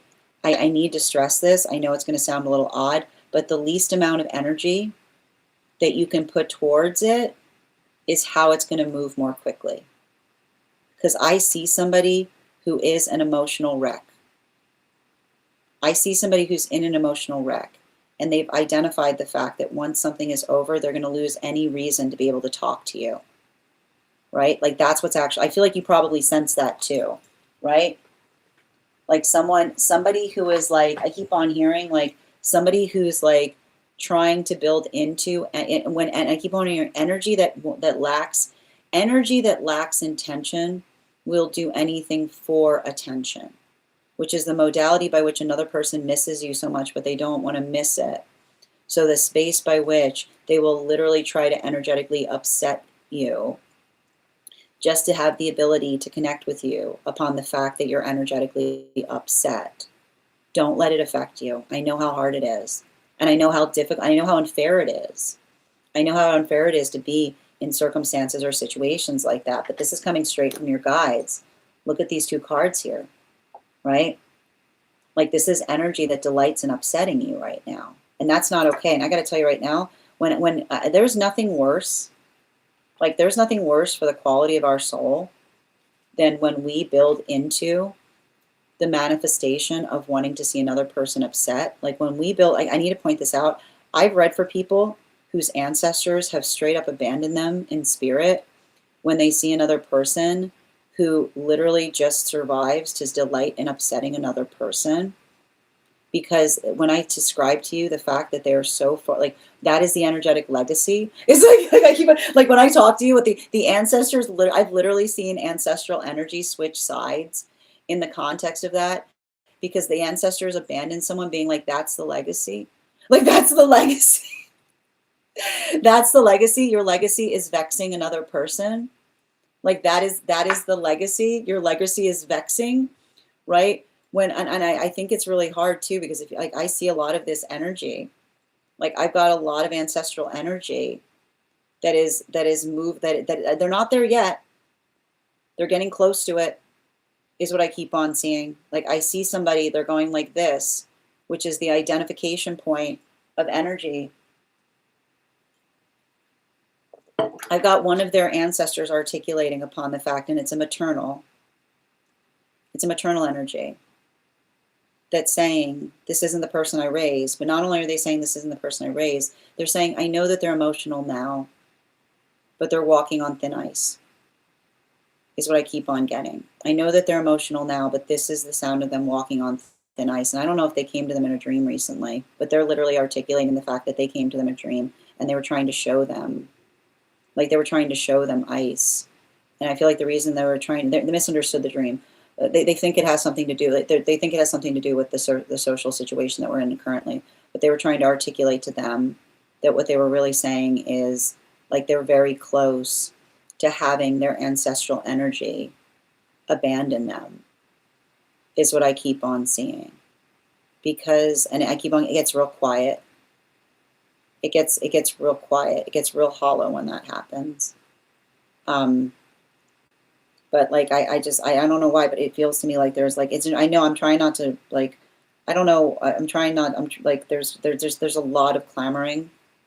Like there's a lot of clamoring on that side of spirit around it, because I just keep on seeing, like, it feels to me like they've got a lot of energy and spirit trying to articulate. Here's the thing about it. There's a lot of energy and spirit trying to articulate to them to quit it. And I feel like they are not getting it, and they think that it's coming from you. I can't ever, you know, I will never, like every single time when I see stuff like this, it's ridiculous. I wouldn't be surprised if this person is trying to like say, like, what are you doing?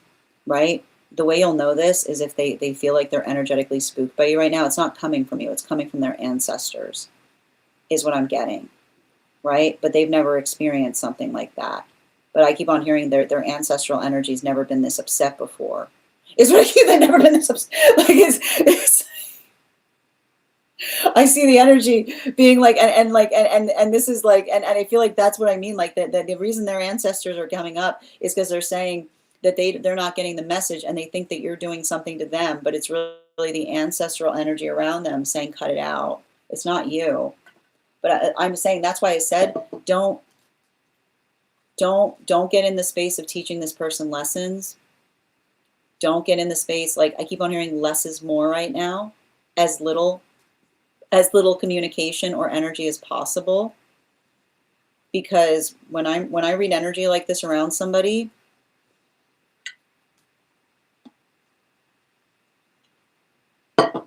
bottom of the deck, it feels like somebody who's trying to provoke you into a fight. And when I say this, right, like I said, our ancestors do not want a legacy by which they look at someone and say, yeah, this is my son, this is my daughter. Oh, their legacy, they spent their whole life trying to vex someone. Yeah, that's this person right here. Yeah, that's what happens when you come to spirit and you do that. Like literally, like when you get there, like all of your ancestors are there and they're like, oh good, you're here. Great. No, this is great. We were waiting for you. Yeah, this is our son or daughter. Yes, they spent their entire existence trying to vex someone. We're very proud of them. Right? We're very proud of them. We're very proud of them, right? It's a lot of, like, I just keep on seeing this here, right there. And that's what I meant, because I just keep on hearing that there's something in spirit by which someone's saying never fear. I keep on hearing never fear, because even in the space by which, if another person's trying to make you feel afraid like this, I don't know, they've got, that's the thing about it. They've got a really, I don't know, like they've got a lot of ancestors on the other side that are articulating upon the fact that they're saying that they're a proud line. And the thing about it, when I read certain energy that says they're a proud line, it's the energy that often amplifies that they have accomplishments, right? That I keep learning there's something interesting to identify. When someone's decorated in spirit, it's like a whole different thing. And that's what I keep on seeing in relationality to something happening right now.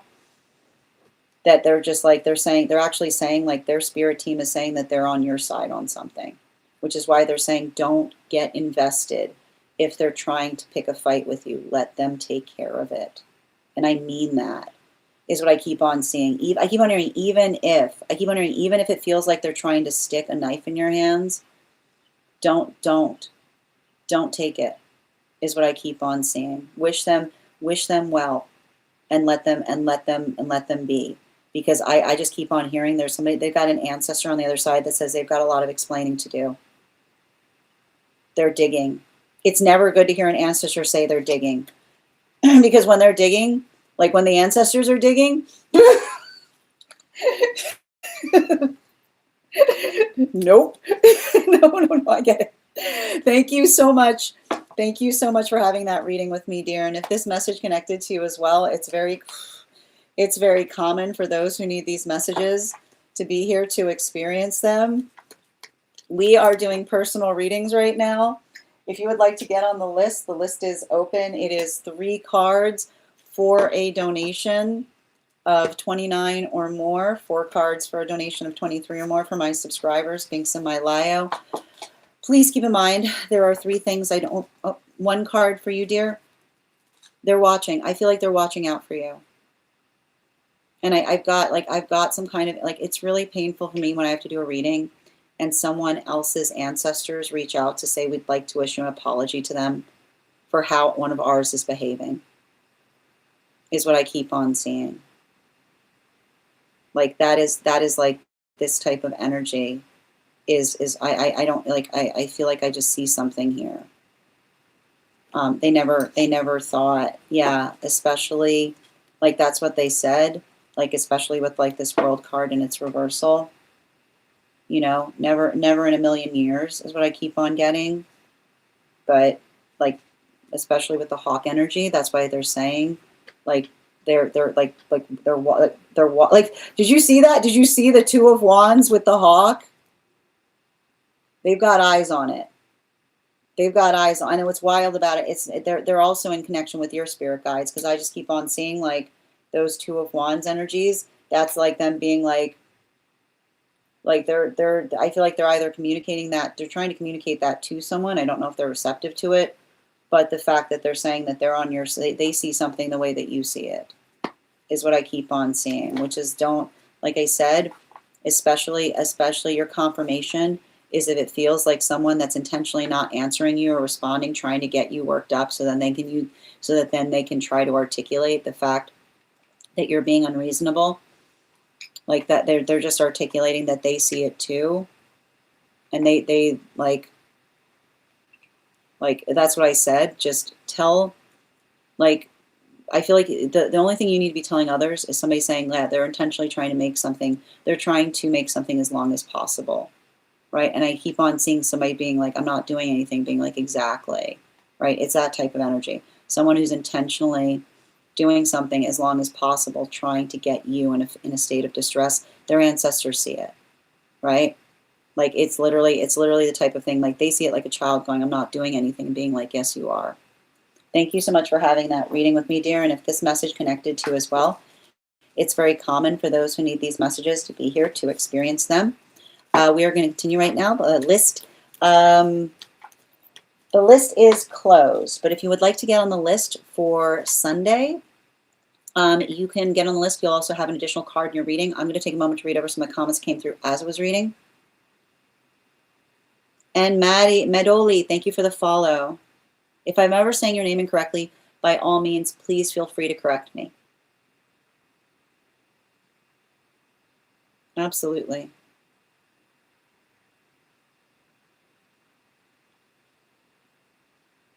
And thank you for that help, Bridget. And thank you, Ro, for those heart puffs. Boar, not boat. I understand. I mean, I don't want to describe it as sick. It feels very sad, you know? Yep, I got you, dear. Okay. And it's you are on so if anybody wants to get on the list for Sunday, you will be the second person read for. Yeah, it's absolutely possible. Yeah, it's absolutely possible to be abandoned by your guides. All of them, I mean, all of them, it's possible. I haven't, but it takes a lot. And usually the way you're abandoned by being abandoned by your guides is living a life where, like, again, like things like that, like where your purpose, like when you lose your energetic purpose or your focus is just to hurt, there's not a lot of guides that want to effectively stand by someone in that modality. You know? Absolutely. Yeah. Thank you for encouraging everyone to tap the screen, Pisces. Oh, thank you for also receiving this message, Nina. And Teresita, thank you for the follow. Thank you for those heart me's. It feel like there was a very strong feminine energy that was coming through who was deeply spiritual. They stood forward and they were talking towards it, and that's why they were basically articulating that, like, they're like, you're in, like, they were basically saying, like, regardless of what's happening between you both, you're in their family, is what I was hearing, which is the space by which, like you have to understand that the way that they see things in spirit is different than we see them here. So, like, that's what I keep on seeing, right? It's like somebody doesn't realize the damage that they're creating, because those ancestors were getting along just fine in spirit, is what I keep seeing. It's saying to me, like, that's what I was getting there. Yeah. Thank you for the follow. Absolutely. You're so welcome. Like, they're like I keep on hearing, just because they're abandoning you, they're like, just because that person is abandoning you, they're not abandoning you, is what I keep on getting. Yep, you're so welcome, Callie. Absolutely. Excellent. Yeah, this is true, dear. Absolutely, Bridget. Thank you as well, Judith, for sharing. Judith for sharing the live. Always appreciate when you guys share the live. You're so welcome. Thank you as well for receiving this message, Chris. Thank you, Pearl, for sharing the live. Always appreciate it. Yes, you can use that as well. So, Ella, I've got you on too. If anybody wants to get on the list for Sunday, you will be the third person read for. Hi there. Hold on a minute. User 324, if you'd like to get on the list for that. These are donation-based readings or free one cards for superfans and for subscribers. I mean, it's like, they'll go quiet, you know? Like they're it's just like, you know, the silence is loud. You know what I'm talking about, Bridget. Yeah, absolutely. You got it, dear. You're so welcome, Ella. All right, we're going to continue right now. The next person on the list for today is Kath, and the list is closed for today. So if you would like to get on the list for Sunday, you will currently be the third person read for Sunday. I got you, dear. All right. Before we continue right now, we are going to warm up those intuition muscles with an intuition check. I've got the animal spirit guide card here. We're going to count back from 10. And when we get to 1, I will reveal the card. 10, 9, 8, 7, 6, 5, 4, 3, 2, 1. We've got the fire dragon. Thank you for participating. We'll do that again after the next reading.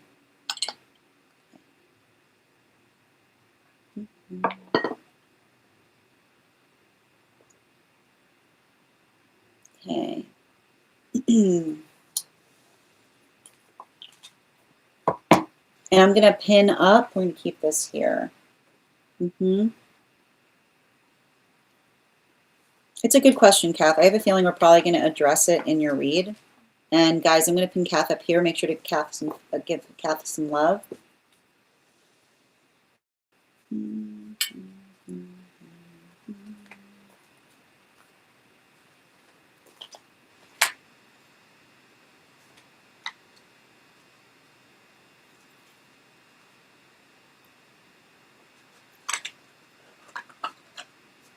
Okay.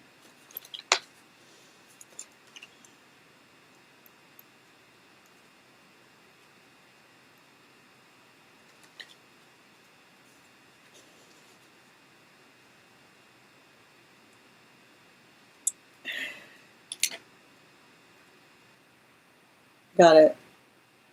So, okay, so there's something interesting that's happening in relationality to this read, because you asked for an angelic read, and then you asked specifically about how do you know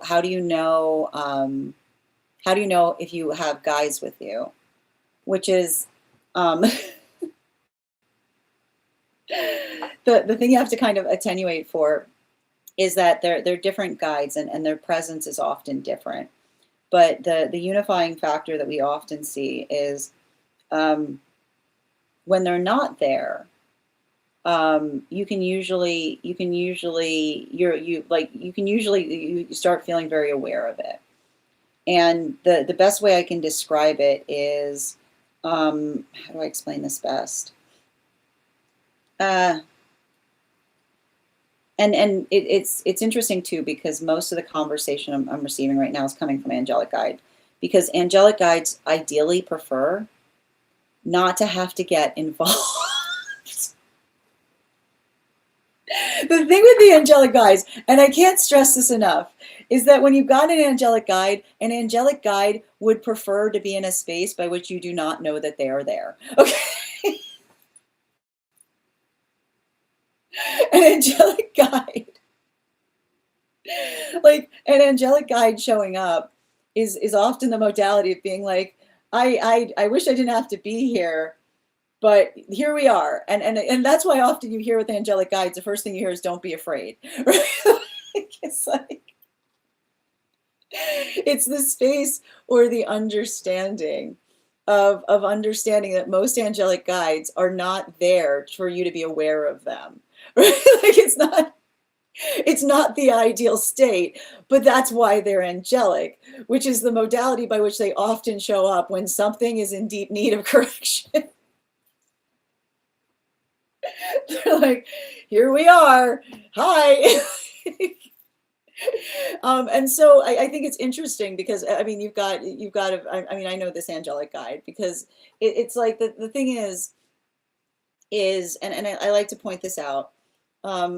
Angelic guides are very, and you asked for an angelic reading, so we're speaking specifically towards angelic guides.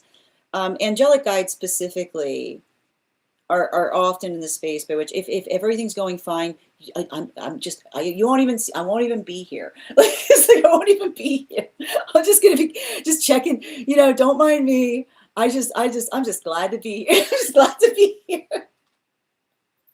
Right? It's the energy that kind of moves with us and is like everything. No, I'm just fine. No, it's fine. When you have to see it, then there's usually the observation that there's an energetic problem there because it's often the space, like it's an intervention. It's an intervention for a reason.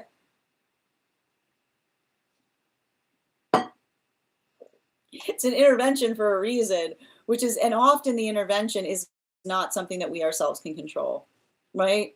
And that's the hard part about it, which is the modality by which typically when they show up, they're like, no, don't, I'm going to go back, right? It's often like that. And so, and I think that there's something important about that too, because I feel like this particular guide is around you right now, specifically to help you heal. And it feels like it's specifically related to something that's happening as it relates to relationship. And the thing about it is, like, I keep on getting this guide, like it's almost saying enough of that. Like I'm getting like, and it's funny too, because it's not often I see this guide not being in a friendly state, but this particular guide only gets offended when somebody's not in a loving space, right? Or when this is often a guide that shows up when another person does not know what it means to have it, does not know what a boundary means, or the modality by which another person effectively, I keep on hearing like the space by which another person potentially doesn't, I keep on hearing this is the type of guide, this is the guide that shows up when someone isn't being polite and doesn't know how to take no for an answer. Right? Like it's that type, and that's the thing about it. Like this is like this type of energy often works through like let it like this is why we talk about and I want to describe this, like this energy gets really upset when they hear things related to someone articulating about someone being hard to get, because the false narrative, right? When the ego, right? When the ego is too big, it refuses to hear people clearly, right? It's the energy by which you say to another person no, and they say I'll come back tomorrow, and being like no, right? It's the identification point of understanding that when we care about each other, we mind each other's wishes. We don't, and it's also, I keep on hearing, it's also, this is why we have to heal from the identification of saying, I'm waiting for that person to change. If you're waiting for another person to change, then you are the person that needs changing, right? Because the modality by which we understand that the quality that occurs when we see somebody following their bliss, right? Somebody following their bliss, and then we convince ourselves that we're waiting for them to change. That is the ego, right, that wants to see things the way that they desire and aspire to see them, rather than letting others be who they desire to be. And so I feel like there's something interesting about this, because I feel like I've got two different situations around you. I've got two different situations around you from the past, right? And we got to talk about them, because this is why they're saying that there's a difference between them. Because I see one situation, okay, by which you were working inorexibly to help someone. Inorexibly. I just see a space by which you were giving and giving and giving to a situation because somebody was in a state of need. And I keep on getting the modality by which another person lost integrity after they got everything that you needed from them, like the guide's articulating that they saw it too. Right? The guide saw it too. Like it says to me like there was almost an integrative moment, and this is what I keep on hearing. There's a difference between, I don't know why they keep on articulating this. You should not feel bad about that, because I see that you wouldn't have done anything differently. But the guides were really upset about it, because it says to me, your integrity doesn't change in the face of what you're receiving. So the modality by which another person had agreed on something with you and then received everything they needed and then changed what they articulated that they wanted to have with you, that wasn't okay, right? Because that was somebody operating under the false construct of a promise that they made to you, and then effectively changing that promise once they'd received everything that they could get from you. And so they're articulating that as a proof, you asked, and the other you asked, and the other situation is working through somebody who just didn't realize what they were doing. This is somebody who is really broken by the world. Like, I literally see somebody who destroyed the best relationship they could have had with you because they couldn't trust. And they're saying that's not your fault, but you had to experience it. Because often the problem is when another person can't trust, they often try to make us the source of their lack of it just seems like, I feel like I just keep on saying projection central. Like projection central, right? Somebody who was not ready to let go of their trauma, they were just looking for someone to replay it with.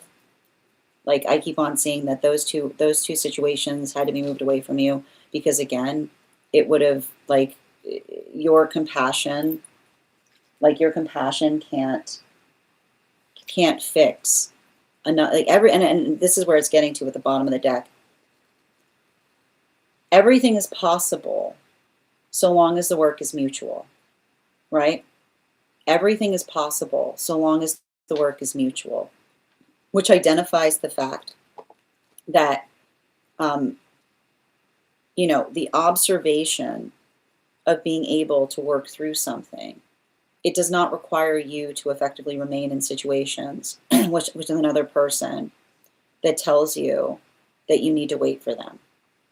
I feel like it's hard because I see you having to walk away from these situations, and often the space by which another person is receiving something, and then someone says, how can you abandon me? Right? You have to ask yourself, who was abandoning? Who was abandoning whom? Right? Was it the situation by which another person was perpetually asking and not reciprocating, or the ever-shifting territory, or the modality by which another person was literally created the situation? They're enamored with their abandonment, right? They're in love with their abandonment, so they're constantly in this space by which they say, you're going to abandon me, and then you're going to abandon me, and then they create the self-fulfilling prophecy of being abandoned because they're obsessed with the fact that they're worried that someone's going to abandon them, so then it comes true. This energy wasn't for you. And I keep on getting the reason that I keep on seeing that it wasn't for nothing. You moving away from those situations helps someone understand you are the best for those two situations. You were the best that they'd ever had as it relates to relationship. And the space by which those energies say what was wrong, I feel like the only person they can point the finger to is the self. And I can see that energy, and the hard part about it is energy like that often longs to come back to us. But I keep on seeing one of the reasons you've got this angelic around is to articulate that another person's apology does not require you to have to be in a space by which you forget what happened in the past. It's not cruel for you not to have to go back to that. You can accept someone's apology at a distance. You can say, we're good, but I need space. And if another person tries to articulate that that's not the case, then they also are not healed, is what I keep on seeing. Thank you so much for having that reading with me, dear. I'm happy. Hold on a minute. Let me just write down. I'm happy to share that angelic with you. If you're interested, you can just message me over on the disco, and I'll give you that information. And I'm going to take a moment to read over some of the comments that came through as I was reading.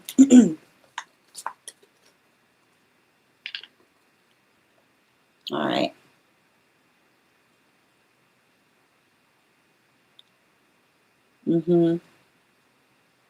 Yep, hold on a minute. I mean, they would prefer to be. Yeah, every time. I mean, that's the thing about it. When I read into angelic guides, is they would far prefer to be incognito.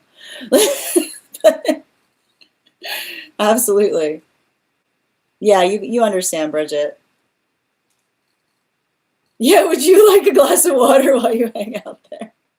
Exactly. Oh, yeah, they're active when needed. Yeah, knowing that they're there brings a sense of peace. Yeah, I know the guide. That's right. Mm-hmm. Mm, I'm not the one I was seeing there, Bridget. Mm-hmm. But it's interesting that you say that because I can see that there's a communication there. Is what I keep like it's hard to explain, but like yeah, I understand like. Mm-hmm. Yep. Yeah. They're yeah. They have last then hold on a minute, just reading over your messages, Kath. Yeah, I'll take that the guides are there for you. Yeah. Well, here's the thing, because it says like we like again, Kath, I can explain this. Um that particular like there's it's hard to explain. Yeah. So the often the angelics they work, and here's the thing about the angelics, they work in alignment, which is the space by which some angelics are working on behalf of other angelics, right? So often they're like I need to point out like they're extremely like they're extremely they're often extremely helpful because they'll be like this person you'll often notice with some angelics they'll be like they sent me, right? Because there's no like they're like the best way I can describe it, there's no energetic clinginess when it comes to angelic energy, right? They're like, can you like there's a lot of generosity there is the best way I can describe it. Yeah. Mm-hmm. Yeah, somebody said, hold on, just reading your comments. Last time, someone told me that you have trust issues. Mm-hmm. Yeah, everything is possible so long as the work is mutual. But this is what I keep on seeing, like, and I keep on hearing, like that those two relationships that they're articulating, right? Like the desire to stay has to go away in the face of what another person's willing to do. And I just keep on seeing you gave a lot of energy opportunities to improve, right? But it's like I just keep on seeing a situation by which, right, like one of like it's kind of like I keep on like the hard part about it is I feel like that guide comes through to articulate the fact of not wanting others to take advantage of your compassion, you know? Thank you for the follow, son. Yeah, well that's no, that's exactly what the guide was articulating. What are you speaking about in terms of not being good, JL? Q, I'm so hold on a minute. How are you doing there, Kiara Marie? I'm so curious about my protective spirits. I heard everyone has guardians. We do. I mean, everyone, I mean, typically, if we're in good space, we typically always have energy that's working to protect us. We were talking about we were talking about that earlier. This is very interesting. Yeah. But it's like, I need to point out, like, here's the thing about, we identify it as a hierarchy. They like, the energy I read for doesn't see it as a hierarchy. They see it as a system. Right? It's not because like they don't like the articulation of hierarchy because hierarchy gives the indication that one is better than the other, right? They're it's a system. So like they don't like it's not the space by which it's like everything I read for when I read for them, they don't like the way that we look at it because it feels like even like our tendency to try to put dominance into things even in that is like it's a misconception. Yeah, absolutely. Oh, thank you, Luma. How you doing there, dear? Stella, the list is closed, dear.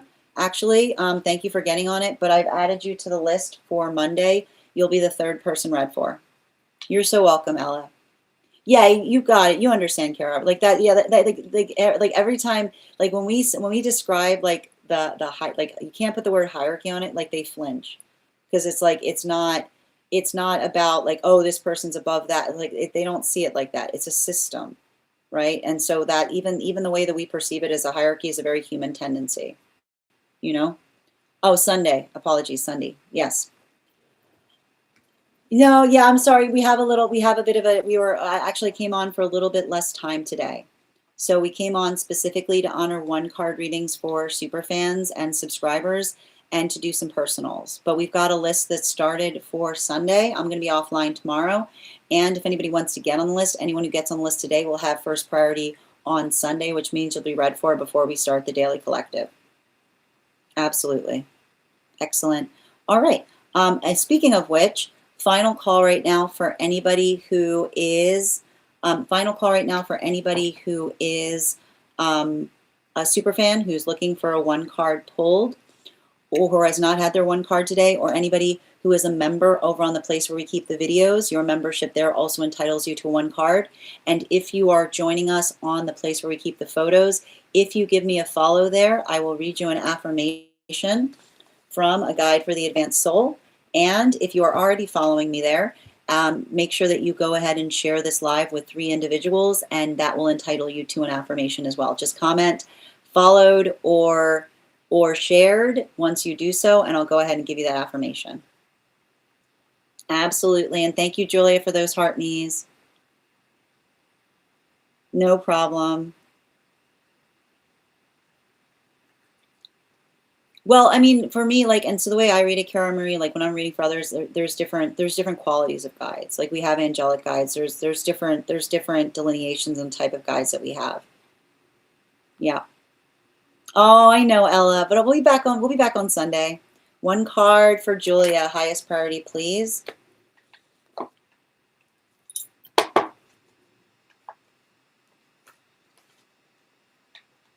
We got the 6 of Pentacles in its reversal. You know, I feel like there's something, I feel like the thing is, I keep on getting, I feel like there's something really important that's potentially happening right now in relationality to your own ability. Like it's a continuation of the reading that we had the other day, which is to say, like, distance is a gift because it gives us perspective, right? Yeah, especially with the 8 of Pentacles. You know, I just keep on getting the same message, which is like, you don't have to build into the context of having hard feelings if it feels like you're moving away from someone, because it feels like you're going through, like, it's a maturation process. And often when we're working through the maturation processes, but I've got to give you your animal spirit guide card on this. Yeah, that fire dragon, right? You can't go through a healthy maturation process if somebody is constantly yelling at you that you're changing. You're supposed to, is what I keep on getting, right? But like, and I like to point this out, like, energy that's afraid of change will see us maturing, and they'll describe the fact that they feel alarmed instead of, right? Like it's not something that should be alarming. It should be something that's energetically beautiful and profound. So I feel like there's like just a reminder there in terms of you effectively healing. And I keep on hearing like your sensitivity in terms of feeling like others' ferocity. Like I keep on hearing, is it ferocity or veracity? Which is, again, like the ferocity and the veracity is working through the understanding of how we feel versus what we expected, right? And so I keep on hearing, when we care about each other, we're invested in each other's path in the best way possible, in terms of the fact that we feel delighted that we don't know what direction it's going to move into, is what I keep on hearing.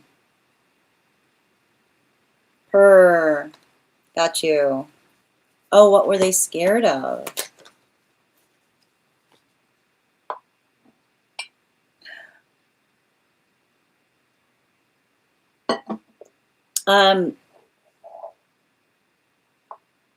You carry a high frequency and they could hear it. The best way I can describe it. Animal spirit guide.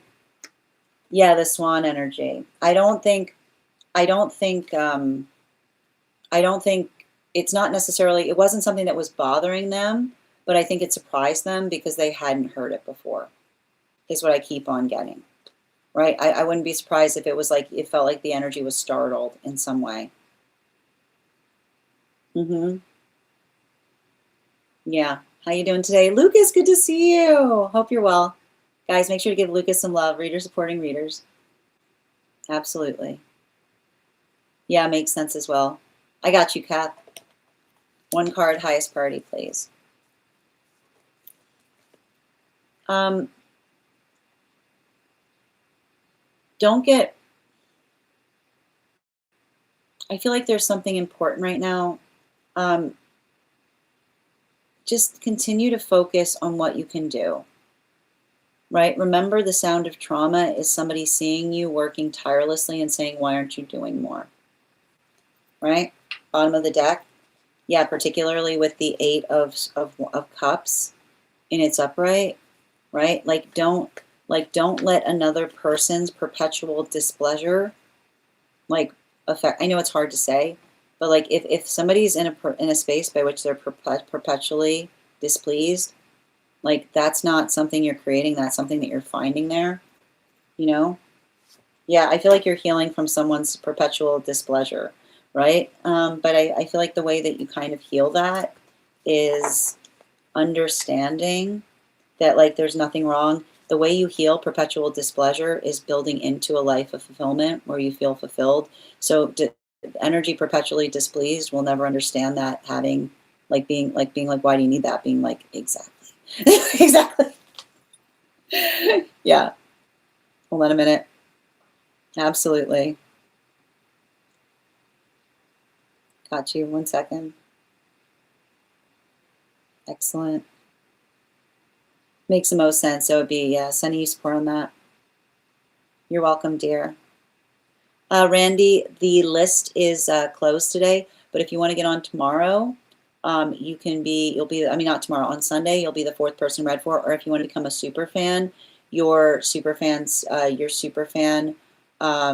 will entitle you to a 1 card. Okay.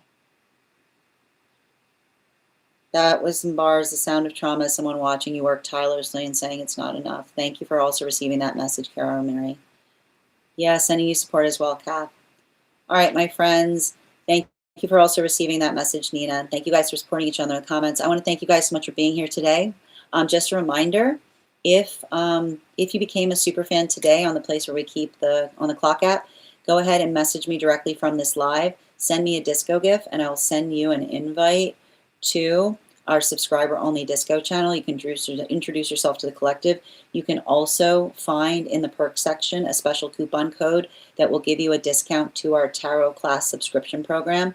Our next class is going to be on Thursday, April 16th at 6 p.m. PST, 9 p.m. Eastern.